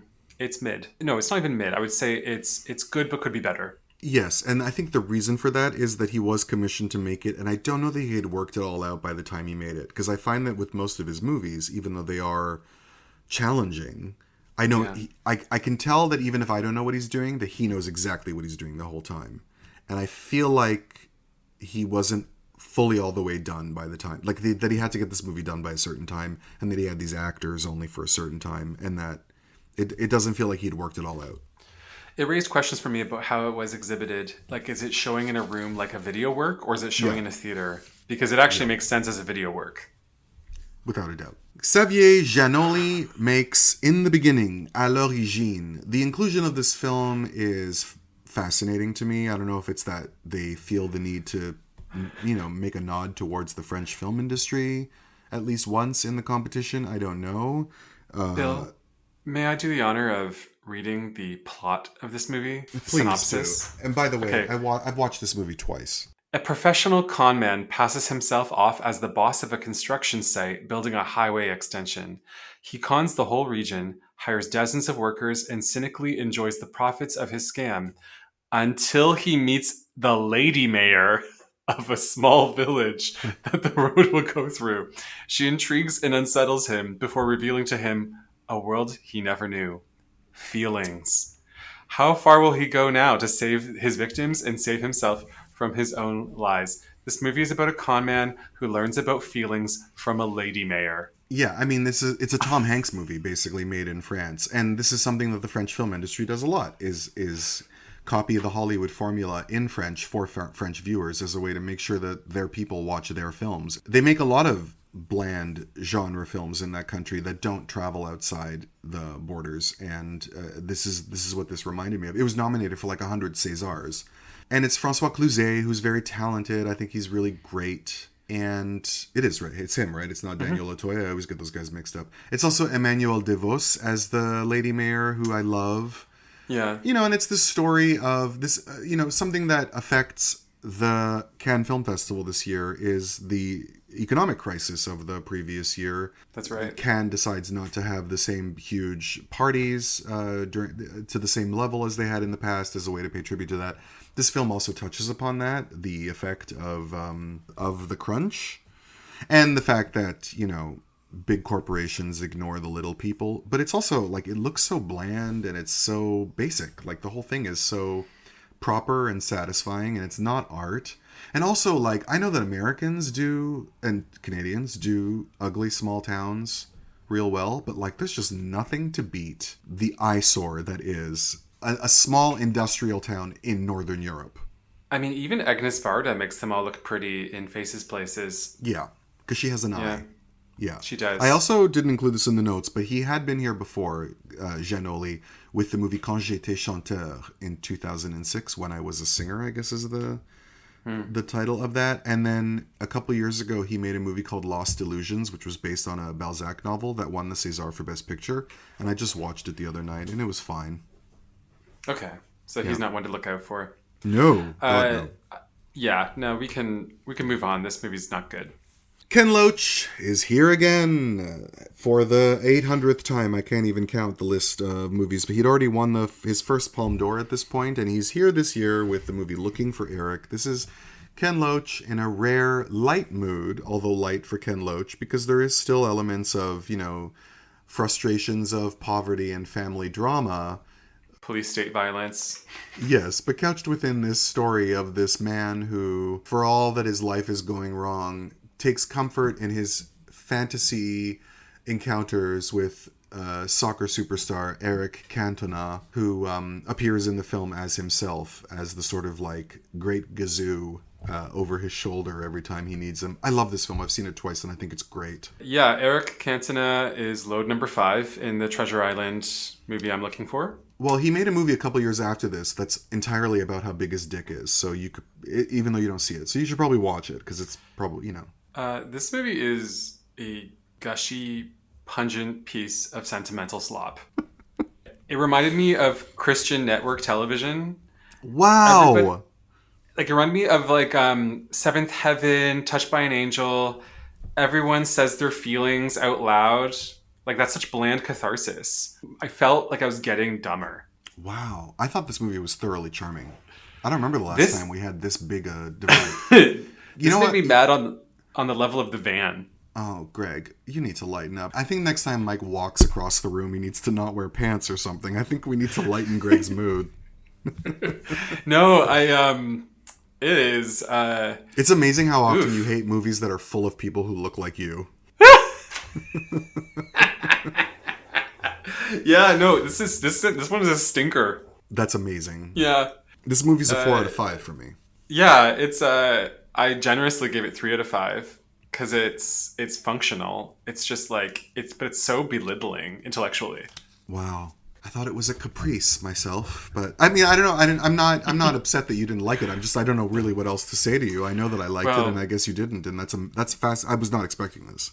And don't worry, we have another disagreement coming up. Well, you didn't text me when you watched it, so I didn't think that you had loved it because you would have texted me. But still, That's interesting. Coming up next, I think we agree on this one, which is Ang Lee's Taking Woodstock.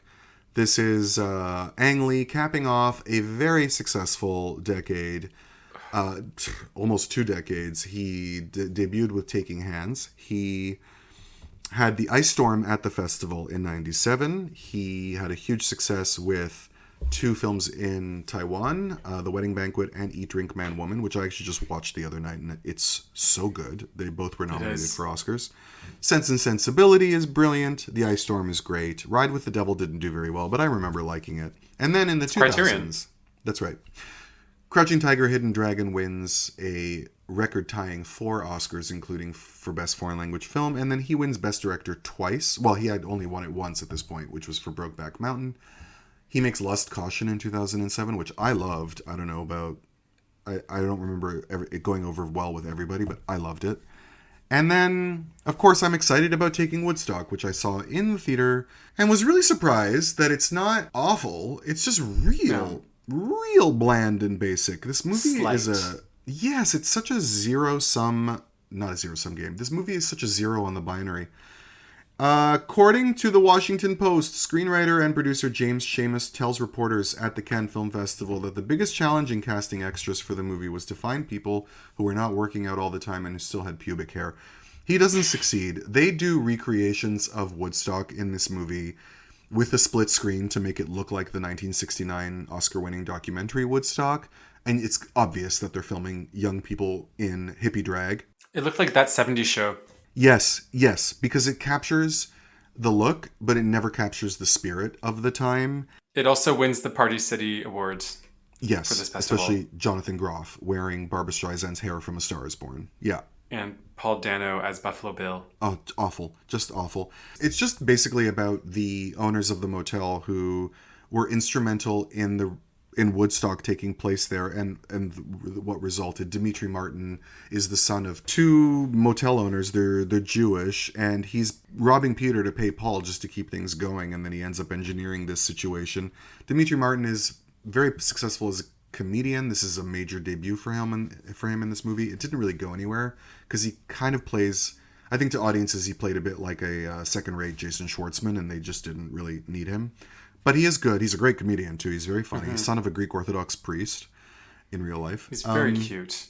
He is very cute, and I love his big nose. Imelda Staunton is fantastic in this film, even though, it is what Daniel would call gefilte face. Like, why is she playing an angry New York Jew when there are plenty of people who could have played Magda from Sex and the City?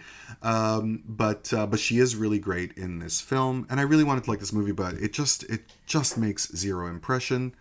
And also... At one point, we've realized that the main character is gay. He makes out with that guy on the dance floor, which I thought was an interesting... Yes, but it's an interesting choice in the story, given that there's nothing more unwelcoming to queerness than hippie culture, which is basically irresponsible people pretending to let go of the shackles of modern-day capitalist life, but are actually just looking for an excuse to knock women up and leave them. So it's very interesting to me that that's a choice made, given that of course I'm not offended by it, but like it couldn't matter less to me that I be reflected in a story taking place in this world. Yeah, like I wouldn't go so far as to say like the hippie movement is in general terms like homophobic, because like, I don't know, Harvey Milk was a hippie, but it is a very chauvinistic sphere, and it's very like straight men forward. I don't think it's homophobic. I think it just doesn't care. I think it's just not interested in... Yeah. It's heterocentrist. It's also not appealing to us aesthetically. We do not like being that messy. We keep our shoes and socks on in a sex club. We don't go barefoot everywhere. I just got flashbacks of the time a guy wore footwear in his bed. I still won't live that down. Yeah, I don't need to say anything more about this. It's just fine. It's like a 2.5 to 3 star movie that doesn't explore any of its themes that wholly or deeply. Yeah. Elia Suleiman is here with The Time That Remains. He had won, I believe, second place for Divine Intervention in 2002 or third place. Something like that. Yeah, which was a film that Palestine submitted for the Academy Awards, and the Oscars disqualified it on the basis that at the time the UN did not recognize Palestine as a nation, which has changed since then because they have been nominated twice. And so it was a big furor at the time. And I remember the ads for Divine Intervention said, "See the film the Academy doesn't want you to see," which was a great way to sell it. We'll talk about it when we get to that year. He comes back after The Time That Remains with It Must Be Heaven in 2019, which I haven't seen. I love Elia Suleiman based just on this film. I love this film. He is an inheritor of a kind of humor akin to Chaplin and Jacques Tati, as someone said, burlesque performed with sobriety. He's Arab Israeli is what he is. He grew up in Nazareth. It begins in 1948 when Nazareth is annexed by Israel, which is where his father's living, and then later he and his mom have a son, embodying the character of Elia, the filmmaker. And it's sort of like his memories of growing up through the lens of the kind of humor he tells, which is poignant and, what am I trying to say? I want to talk about Israel, and I don't want to sound like all the Jew haters that I see online, because I don't consider myself one of them. It's very politically forward, but it's also very funny and generous and not in any way bitter. There is the sense in this film of him having a lot to say without, I guess, pointing fingers is what I want to say. I'm not entirely sure. I just know that this film is really, really deeply, darkly funny. Yeah, there's some moments of humor that are quite shocking. This one scene in the first 15 minutes where a woman gets shot. Yes. Yeah, the way I would describe this movie is that if Aki Kaurismäki made a movie about the Nakba. But he's also talking about the fact that this is just his life and his experience. It's not about blame, and it's not about vengeance, I suppose is what I mean. As somebody who is against this Israeli state military force at this moment, I think there's a way to be critical of it without being anti-Semitic. I think a lot of people fuck that up. But I also remember from 2009, when I was looking through events that happened in 2009, like there was another war in Gaza during 2009. I remember it deeply because I was at Western at that time, where it was in the Western newspaper all the time. So if he wanted to make a movie that was bitter and vengeful, that would have been just because it's his experience, and there could have been an artistic way to do that. I find it interesting he doesn't do that. What he does instead is something that is really unique and rich. I don't understand how he tells this story of 40 years since the formation of this country with whimsy and oddity. And there's so much tenderness in it. And I guess overall, the feeling I walk away with, I'm having the same problem you do, is I don't know how to explain my love for this movie, because I really love it. And I was really mad I was not able to rewatch it before today, because it's one movie I wanted to. There's something about the way he executes this creates a greater sense for us of his loss, of his homesickness. Yeah. I think he's able to do that through the zooming in on the experiences of him and his family, and keeping it intimate and close to that network. If you try to tell the story of a nation's people being displaced, that could have been really good. But when you try to do things on an epic scale, sometimes sometimes affect is lost. Yeah. Like you and I both love Chronicles of the Years of Fire, but it's not a very emotionally involving movie. It's just a really exciting epic. Right. He makes something that is deeply moving. And yeah, because like you say, it's up close with his family who are all goofballs, as well as being real people. The whole thing about throwing the ants' lentils in the garbage is so funny. I actually found it really moving this time when I watched it. The scene where you just see his mother come downstairs and eat a cornetto out of the freezer. Because I have an old Greek mother who also loves the occasional ice cream cone on a very rare basis and just enjoys it for herself. And that made me think of that. I love that they have a Christmas tree. Well, because they're Christians. She also has a Virgin Mary statue by her bed in the hospital. I think they're Catholic. I think he's a Catholic Palestinian. I just really love this movie. I did too. And I love him based on this one movie, and I really need to watch more. Same.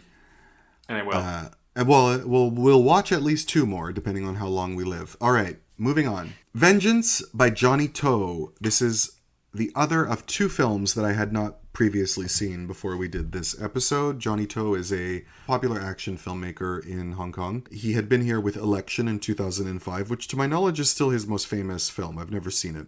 I had to go through some DVD ordering efforts to get this movie, and now it's on my shelf and I don't know what to do about it. This movie stars the legendary Johnny Hallyday, who was the French Elvis, real name Jean-Philippe Smet. He was in Diabolique, the original, when he was a kid, and had a really successful career, mostly as a musician, but also as an actor. I liked him in that movie, The Man on the Train, with, what's that guy's name? The one who played Don Quixote.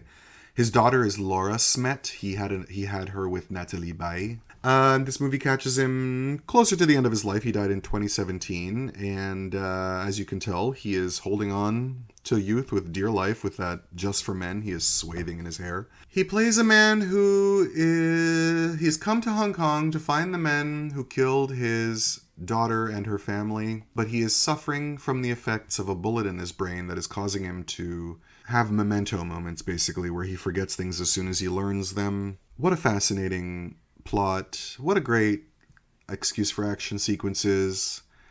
What a boring movie. I fell asleep about 5 times and I never fought it. I did not like this movie. I thought it was so bland. It's pretty amateurishly made. I was shocked because I've been excited to watch a Johnnie To movie for some time. This is my first experience. I didn't know that he just films action sequences where there's no spatial organization and blood is the color of acrylic paint. And this movie is what Jean-Claude Van Damme was relegated to making late in his career, where everything went straight to video and he was clearly just paying off all of his ex-wives. You never see people fighting or people shooting at each other. You just see close-ups of guns. Yeah. There's a scene where a bunch of people are pushing bricks of garbage towards our main characters, and then there's a tornado of garbage that also looks clearly devised by some fans they brought on set. Like, you can really see them going to pains to use what is a limited budget. It kind of reminded me of like a child's scribbles if it was a movie. Yeah.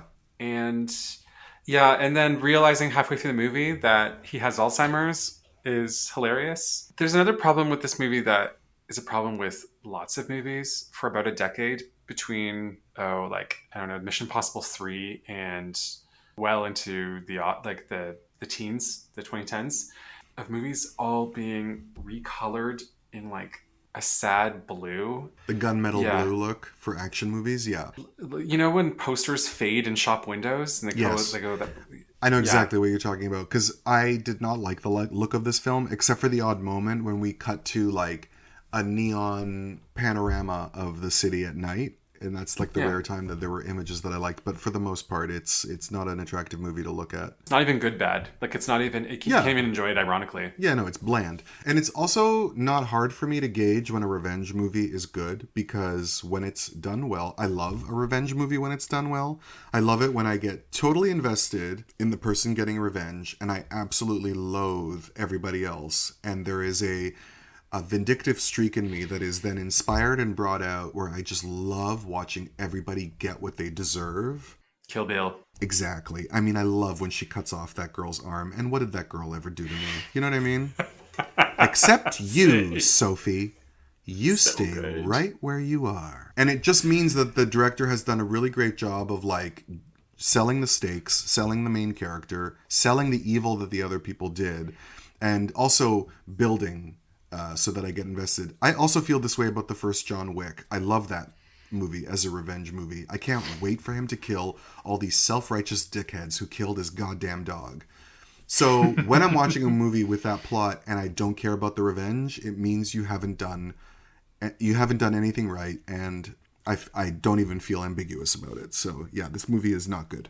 Next we have from Italy, Marco Bellocchio makes Vincere, or Victory, or I Won, I think. I won, which was the slogan of one of the characters in this film, who may or may not have been a fascist dictator during the Second World War. This is the only Italian film to be screened at the 2009 Cannes Film Festival, and it is about Ida Dalser, who was apparently Mussolini's first wife. Not his first wife. She was... Because he's already married to the other woman when he also marries her, right? That's right. I believe so. And he does marry her. He has a kid with her, and then he tries to make her go away as he rises to political power, and he just can't because she refuses to take it lying down. She's played by the great Giovanna Mezzogiorno. Oh my god! And I love this movie. I think it's so stylish. Another one that I saw when it first came out. I really liked it, and I'm really glad in rewatching it that it's still held up for me. I like Marco Bellocchio when he's good. He isn't always, but I do like it when he's on. And I love the style of this film, the passion of it. The reminder that, as Rana Glickman said, that people need to stop comparing Trump to Hitler because Trump is not like Hitler because Hitler had ideas. Trump is more like Mussolini because Mussolini had no ideas. He just loved a parade. And that is something that we see in this film as well. This was a lovely surprise This is my second time with Marco Bellocchio. Kidnapped was the first. Right. I'm starting to sense I have a new favorite middlebrow director. Like this movie, it's not doing a lot that's new. It's Hollywood makes this kind of movies all the time, especially the second half where it becomes Francis. Yeah. But it is so gorgeously made. The operatic score, the montage. Yeah. There's money on screen. Her performance is my choice for Best Actress. Yeah, and it's a Cannes Prize performance too. It's a Cannes Prize performance. Yeah. I think there's title cards at the end, which can always piss me off. He doesn't overdo it. Yep. He has the balls to make Mussolini hot, which he should, because we need to align ourselves with her, which means we need to take her desires seriously. Because she can't be flawless either. She can't be a martyr. We have to acknowledge the fact that like she's also kind of cockmatized by him, which is why she's so obsessed with getting her due, you know, and that's okay. But she is. Yeah. His hands are a horror show, though, just so you know. I have to go back and look, because I might rewatch this tomorrow. What are you doing? I'm busy.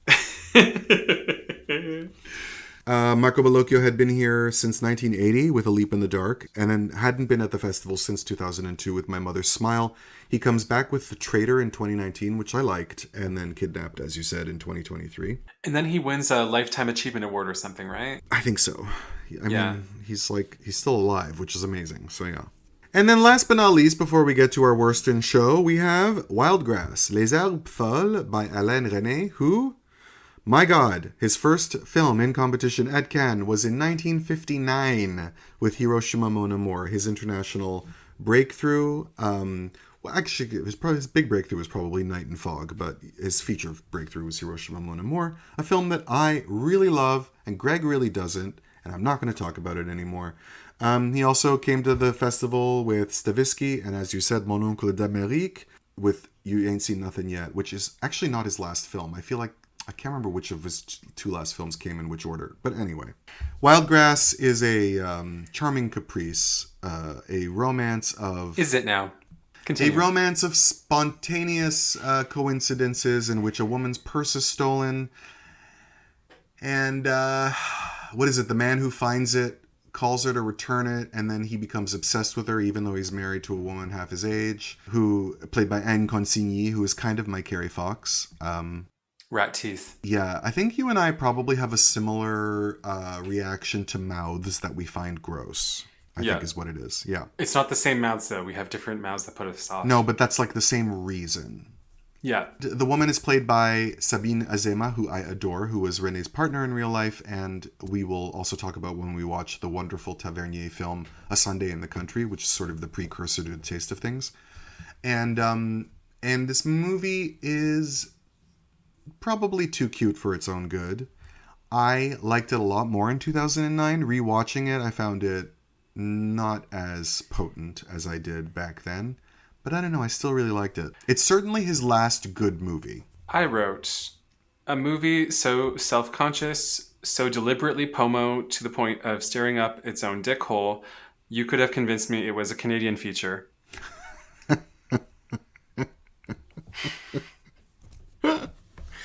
So you liked it? How you doing? All right, we get it. Now, this one doesn't shock me because I knew you weren't going to like it because we've talked about René being just sort of a fence between us, you know? I like him and you just don't, and that's okay. So I thought, and rewatching it too, I was like, oh boy, if I was watching this with Greg, he would be giving me the beagle eyes the entire time. I like anytime Emmanuelle DeVos is on screen, yes. I light up. She's one of my favorites. She has one of my favorite mouths, believe it or not. Yes, me too. Because it's kind of ridiculous. Her face is kind of ridiculous. It's like they drew Daisy Duck and she became a person, but I'd love her and take her seriously. And I think she's beautiful. I'm not disagreeing, yeah. We've named a number of movies that we do not like, and yet none of them take our dance. Once again, Greg and I have two different dent d'or. Our dent d'or, of course, The Golden Turkey, the film that we think wins the worst in show. And Greg, you go first. My choice is Isabel Coixet's Map of the Sounds of Tokyo, a movie that stars Rinko Kikuchi, fresh off of Babel, and that guy who you knew from other movies, but I don't. With who his we're friend supposed like to Harry. believe. Sergi Lopez. A Japanese assassin falls in love with a Spanish wine seller that she has been hired to kill. She then dies by suicide.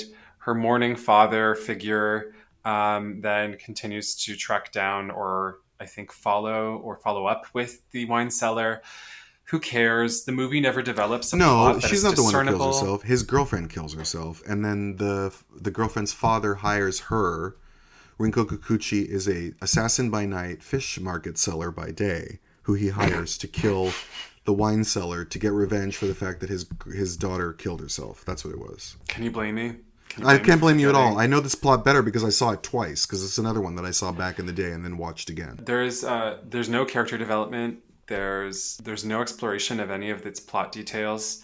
We never see her aspects of her work. I don't even think we see her assassinate anybody. We don't see shit. And then we also open the movie with that stupid scene of the Japanese businessmen eating sushi off of women's naked bodies.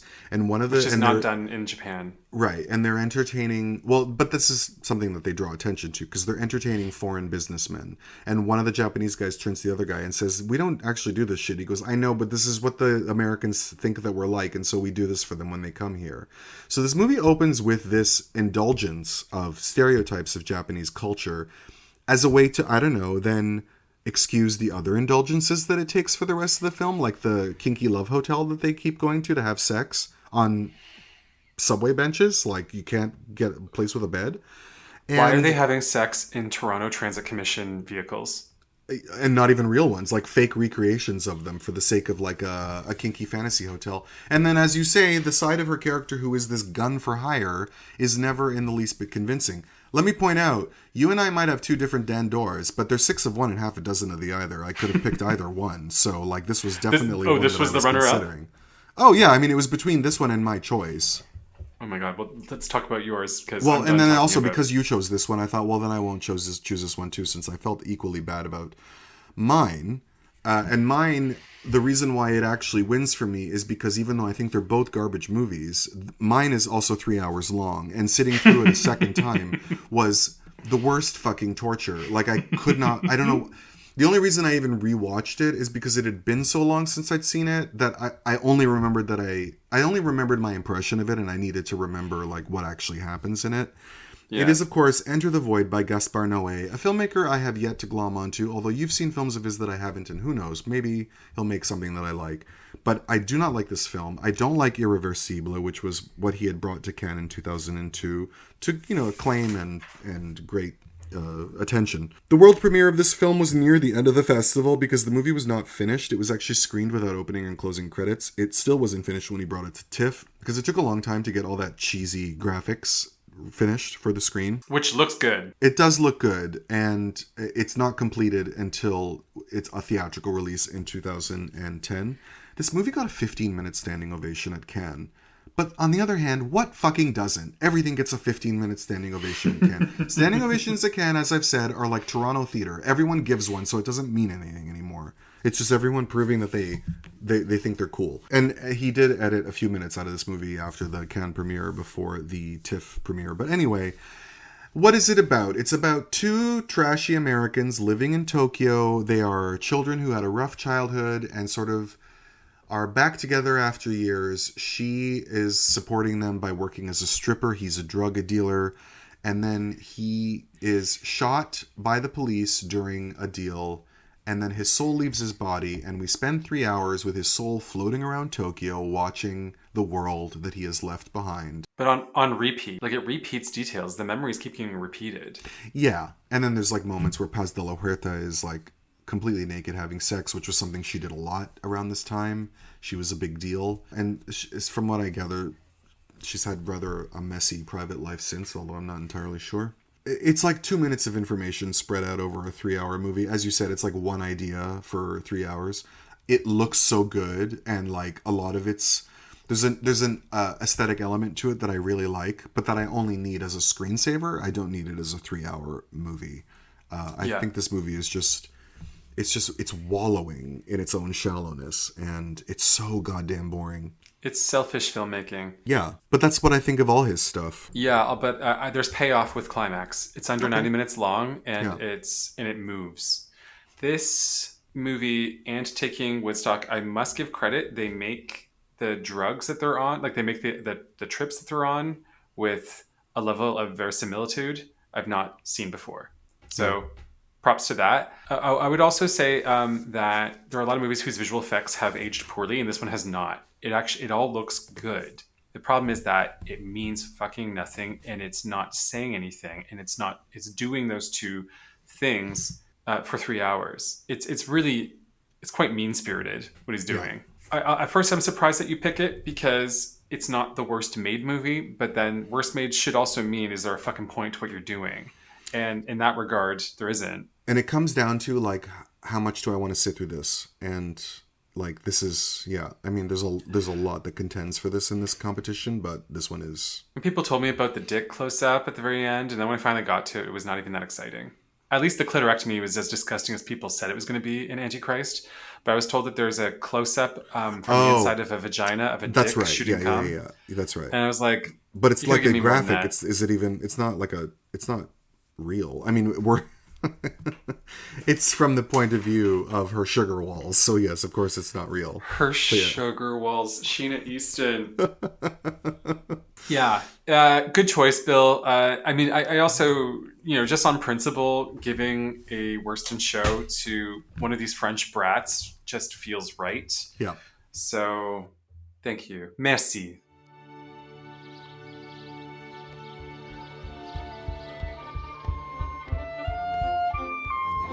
Sie keine Angst, dass Ihre Schüler Sie auslachen, wenn Sie da so mit mir tanzen? Martin, pass auf!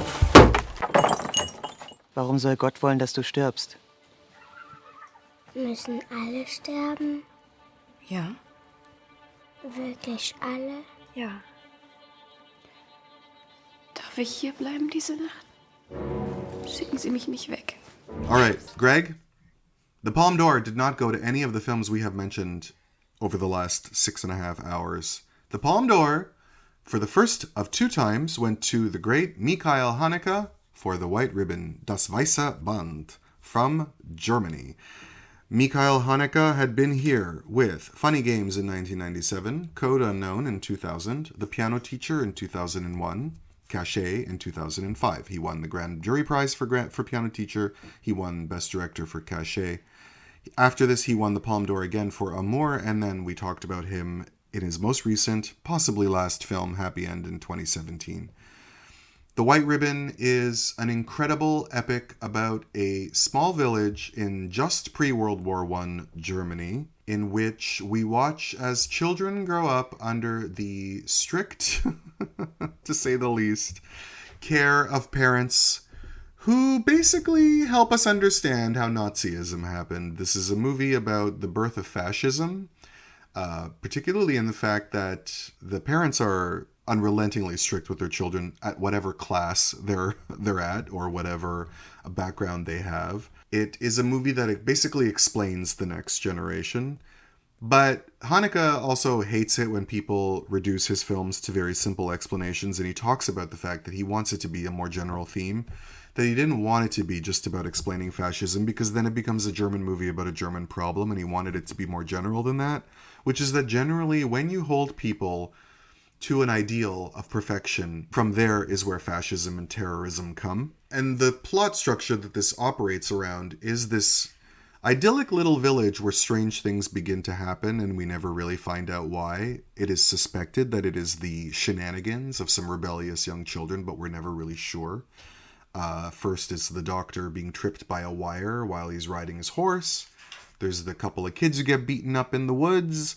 And then there's like random things like the woman who dies, the farmer's wife who dies in the mill, and the doctor's son goes missing for a day, and stuff. So this movie, of course, is met with incredible acclaim at the festival. Peter Bradshaw writes, "We could hardly have had a worthier winner. It is a movie of such exquisitely ice-formal perfection that watching it was like viewing something through a tank of liquid nitrogen." And that he admits that he would have loved for a Prophet or Bright Star to win the Palme d'Or. He thought that it was the right choice. Everything in this movie feels so finely wrought, so that even that CGI horse at the beginning falling looks great to me. Even though Oh my god, I didn't even it's clock that. I was wondering that. That's a CGI horse? Yeah, yeah. Everything is so exquisite, and we've watched a lot of movies in this festival. Even the good ones are a little bit messier, and it's so different to watch this movie where like every shot is so carefully arranged and decided upon and exact, and the formalism of this movie is beautiful, but the content is terrifying. I mean, the pastor does remind me of my childhood in a way, although I never had it that bad at home, but my mom does come from those people. I'm glad you mentioned that. Let's call it the surgical precision of the movie. And this is a trait of Hanek's. This is a strength of his, is that he's able to communicate so much, to suggest worlds and possibilities of story that he then hand over to the audience to do the rest of the work with. Yes. Part of why this win feels so earned and is so exciting is because he is stepping away from what he's doing with Code Unknown and Coixet, where his movies are almost segmented. They have a very the terminology that's used a lot in the DVD extras for Code Unknown is like austere architecture, and now he's making something where he is willing to be more wandering and exploratory, both in his storytelling but also in his aesthetics. And it's a period movie as well, because he's been making modern stuff before this. And so for that reason as well, he's dipping into more lush design, and what we get is something that is warmer, and he's still not spoon feeding us the meaning, but he's also getting more comfortable with encoding enough more, like that much more for us to take apart than he's doing in Coixet. Because it feels so dense, because there is this sense of the idyllic beauty of rural life, but you can tell that there's something horrible. It's partly because it's him, right? You're sort of, they just go on a buggy ride and you're expecting something way worse to happen than actually does. But even though you're watching these people like churn butter and do all these beautiful things, there is also this sense, because he also emphasizes that it's all nothing. No one's choosing anything in this world. Everybody is bound by duty in some way, whether it's to their family or to their parents or to their overseers. I mean, there is this baron and that world that oversees everything. And you look at the baron who gives everybody the opportunity to eat their fill of food and drink on one day of the year. And you think, well, who wouldn't love Hitler if they already loved this system? The combination of these elements of like lush pastoral beauty and the austerity that everyone holds each other to is fascinating. Also, that he points out that it's all surrounding something quite meaningless. I mean, this world is brutal. This life is colorless. All these atrocities are unexplained. The class structure is extremely rigid. Like, it's this airless world where no wonder the next generation reaches for extreme solutions based on what they have learned from it, where the unifying symbol is this white ribbon that he gives to his children to signify their pursuing righteousness and innocence. But it's a meaningless symbol. It means nothing. It's an empty symbol. No, it is. No, for sure. There's that feeling when we're watching it, like all of this for what? They're still mostly agrarian societies, so you can't say it's all just because of capitalism either, Although certainly its effects are like upon them. It's ascribing a moral importance to something that has a practical importance. An agrarian society needs continuity in order to keep going. And you can't trust people to believe in that. So you have to tell them that God wills it so. Because the slightest interruption to the continuity in this world is so disruptive. War breaks out and everything goes awry in their home village, and like the one woman dies in the mill and it has such an effect on everything else. Like everything must keep going in order and everyone must stick to their place or else it's devastating. Also, everyone looks like Jesse Plemons. I have to point that out as well. Yeah. Kristen Friedel is kind of German Jesse Plemons. In lesser hands, this movie could all be too spooky-wooky and uncanny. Yes. In fact, some critics, I don't agree, but they called the children too uncanny and compared them to the children of the damned. I mean, I could see what they mean, but yeah. Yeah, but that's also just pointing out that they're blonde.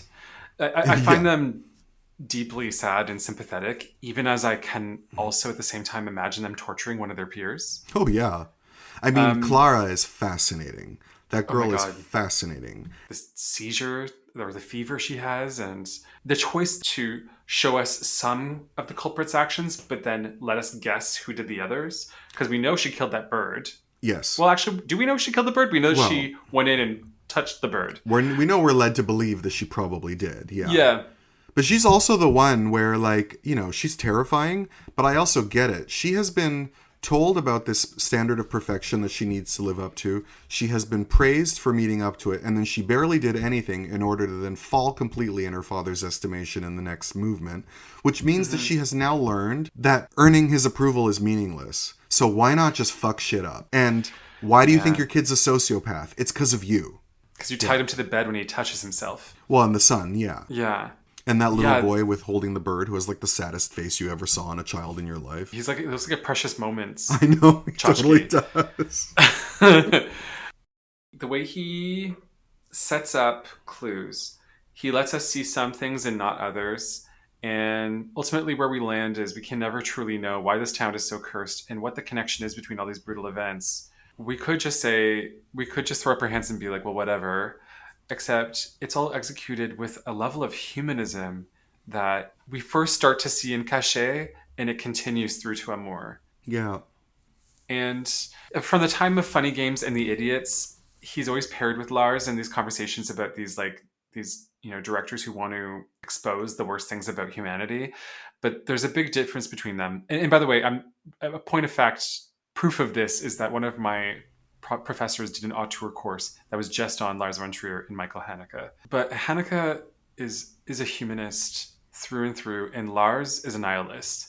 That's what I believe. Haneke also wants us to stop wondering about the great mysteries of the world and just do better. You know what I mean? Yeah. Like, there are these mysterious things that keep happening, but also people keep fucking up. Like, yeah, we don't know who strung a wire between the trees to nearly kill you, but could you stop fucking your daughter? Yeah. And like, why do you expect things to go well when people don't face their own cruelty and do something about it? There's one scene in the movie that made me wonder, like, is it going too far? Is he having too much fun as a screenwriter? Like, is he indulging himself too much? And it's when the doctor tells his mistress, like, why don't you just die? I find that scene, it feels like it's from like an American indie from the 90s almost. Yeah, because it's overstating things a little bit, although it gives her a great moment to react to. Oh, yeah. That's Susanna Lothar, who was in Funny Games, which is only 12 years before this, and she looks very, very different. She died of cancer in 2012, so 3 years after this, so she might already be ill. It's a very strange situation. She was married to the guy in The Lives of Others who played Ulrich Mühe? That's right. And he died of cancer right after the Lives of Others, and then she died like 6 years later. It's very How much sad. asbestos was in their house? But like, she looks very different in this film from before, and I wondered if that was the sign of her illness. But anyway, great actress. She has a small part in The Piano Teacher. But this whole thing could just fall on its face if we don't have these lovely actors, like not just the sympathetic one, not just the ones playing sympathetic characters like Christian Friedel and Leonie Benesch, who've gone on to greater things, but also not just them though, but Berghard Klausner as the pastor. Yes, this man has a soul. It is a tortured one. Yeah, I never feel Haneke judging his characters or hating his characters, even the ones who are the most reprehensible. No, what he's saying is, stop wondering why the world is a bad place. It's because of you. Yeah. Like, stop asking. And start working on your own flaws. I also want to know how he directs these actors, particularly how he directs these children who are not even moving their heads when they talk. Like, they're so... there's a lot of movies made set in periods, but this is one of the few films that does a convincing job of making believe that we're looking at the morality and the behavior of the time, not just the hairstyles and the clothing of the time. Particularly in terms of the way children react to their parents, which is different than how they are in the liberal times that follow. And I wonder how he kept control of that, because I love the way the children behave in this film. And the convincing way that he shows this culture, when we meet, what's Leonie Benesch's character name? She's Ava? I think so. When we meet her parents, they're actually lovely people, but they're still brutal. The way the father... says to him, like, you can marry her in a year. And of course that dickhead is like, I can't wait a year. And it's like, you can fucking wait a year. You guys are all 18 years old, you dumb shit. Were you shocked when it lost to The Secrets in Their Eyes? Not really, because it's a very difficult, challenging, brilliant art house movie, and it lost to what often wins the Best Foreign Language Film Oscar, which is a Hollywood genre film in another language. That happens a lot. Yeah. And I say this having really enjoyed The Secret in Their Eyes, but it's like a police thriller. I remember watching that Oscars. I think it's the year of. Was it the year of The Hurt Locker? Hathaway and Franco, or was it? No, that's the year after. Oh no, it's Baldwin Martin. Yeah. I remembered when they were showing all the clips from the movies for cinematography. And I hadn't yet seen them all, and I've been wanting to see The White Ribbon, but I never got to see it in theater. So my first experience of seeing anything from it is seeing the dance scene in the cinematography nomination clip, and I just thought, oh, that should win right away. That should win. Also, if you watch the clip of Michael Haneke winning the Palme d'Or at the ceremony presented by Isabel, he delivers his speech while fingering his nose the entire time. For some reason, he's scratching his nose, and it looks like he's picking his nose while winning a Palme d'Or. Oh, a guy like that has nose hairs that go to his chin. Yeah, he certainly does. I just know it. Also, the pastor asks his son... The pastor can't ask his son if he's masturbating, so he asks him in a roundabout way, like, are you... I see that you have, a drawn face and tired eyes and your nerves are shot. And it's like, masturbation doesn't do that to you till you're in your 40s, buddy. As a teenager, you could do that shit all day and it'll never wear you out. And we did. Yeah. And to extents that were morbidly creative. But it is interesting also that, like, we go into the Baron's house. I love that actress who plays the Baroness as well. Oh, yeah. And, like, their life is just as impossible as everybody else's is, just in a different way. I love the scene of her telling him, like, I have to leave. Yeah. I'm taking our son with me. Yeah. It really works. It's aged beautifully. I'm so happy it's one of his Palme winners. My favorite of his remains Coixet. Me too. But that doesn't mean this is not Palme material. And I think I've given him 5 stars a shocking amount of time. 2009 is a year that has a lot of movies that I like, but I did not give a 5-star rating out until I saw this film. For 2009, I did not give a 5-star rating until January 2010 when this movie finally opened in theaters and I saw it. No, I agree with that assessment. In fact, I find I had to go watch some new movies to decide if I would go pick another Palme, because there's actually very few movies I like in 2009. All that much. Like, well, that I like enough to choose, Yeah, totally. Greg, from the films that we saw that played in the competition at the 2009 Cannes Film Festival, do you agree with The White Ribbon winning the Palme d'Or, or would you pick something else? I'm going to do the thing you hate and go ex aequo. Oh, no. And it's between White Ribbon and The Time That Remains. That's interesting. I did not expect this. I was almost about to pick The Time That Remains, but then talking about The White Ribbon again, I realized I just cannot deprive my dear Michael Haneke of such a deserved award. I don't know how much, I don't want to spoil our 2012 episode. I don't know how much I love Amour winning him his second, but The White Ribbon is a 5-star experience. But The Time That Remains, I've never seen something like that. It's the tableau. It's the artful tableau of it where everything is like, it's so deeply funny and everything is like carefully arranged. But it doesn't go Wes Anderson. Like, it never goes... Correct. It never goes schlocky. No, he's basically talking about this upside down world from the point of view that he learned about it as a child and grew into an awareness of it. He also has that really handsome guy playing his dad who was also in the band's Visit. With the finger curls in his hair? My goodness. Yes. I just think there's similar quality. I'm really stunned. There's 3 movies that should have been in the winner's circle. The Time That Remains, Bright Star, and Vincere, and I'm really stunned that they didn't get any recognition. Yeah. What would you say? I would go with The White Ribbon. And for the year, I would also say The White Ribbon, although it is a tough call because the only other 5-star movie I think I gave out was The Prophet, which is also at Cannes. Which I think is great. But ultimately, I think it is for The White Ribbon. If you were going to pick any movie of 2009, what would you pick? People might think this is cheating because its release date in North America is long after its festival release. But based on the year it first was shown, I'm going to give it to White Material by Claire Denis. This is a flawless movie. It is aged perfectly. It feels timeless. The fact that it takes place in a unknown African region doesn't make it feel rootless. I should be bothered by a Brian Eno-y sounding score by Tindersticks, but I think it really lifts the material. I love how she uses color, her choice of what Isabel should wear against these countrysides. I love Isabel's performance, and I love Isabel talking about her performance, where she says, you know, this woman is small and she seems fragile in her environment, but then you see her hold on to the backs of vehicles, and you see her in these boots doing this work, and you realize as a woman of immense strength. I'm just falling more and more in love with Claire Denis through this podcast. Did you just watch that for the first time? First time. Oh, I've seen that movie about 4 times. That's one of my favorite Isabel movies, and it was my first Claire Denis, so it was a great way to... And I saw it at TIFF, so it was a great way to be introduced to her. I love that film a lot, and I would definitely have it in my top of the year. I mean, I think I gave it 4.5 out of 5, but I love that film a lot. And then, strangely, it doesn't come out in North America till like 2011, and... Right, but I saw it at TIFF, so it would have been on my list for 2009 too. Yeah.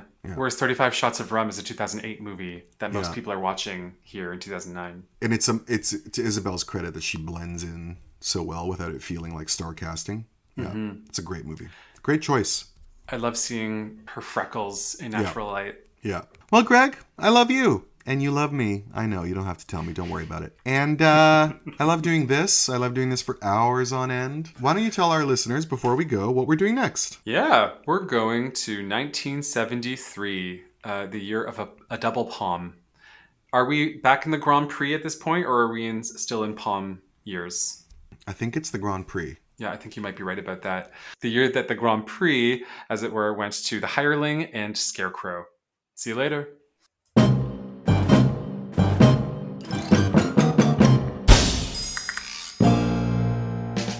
Thank you for listening to Riviera Rats. Our podcast is hosted and produced by Bil and Gregory Roseborough.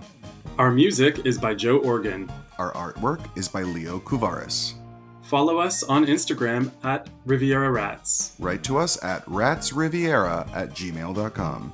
If you want to support our show, tell your friends about us. Leave us a rating and a review on whatever podcast app you use.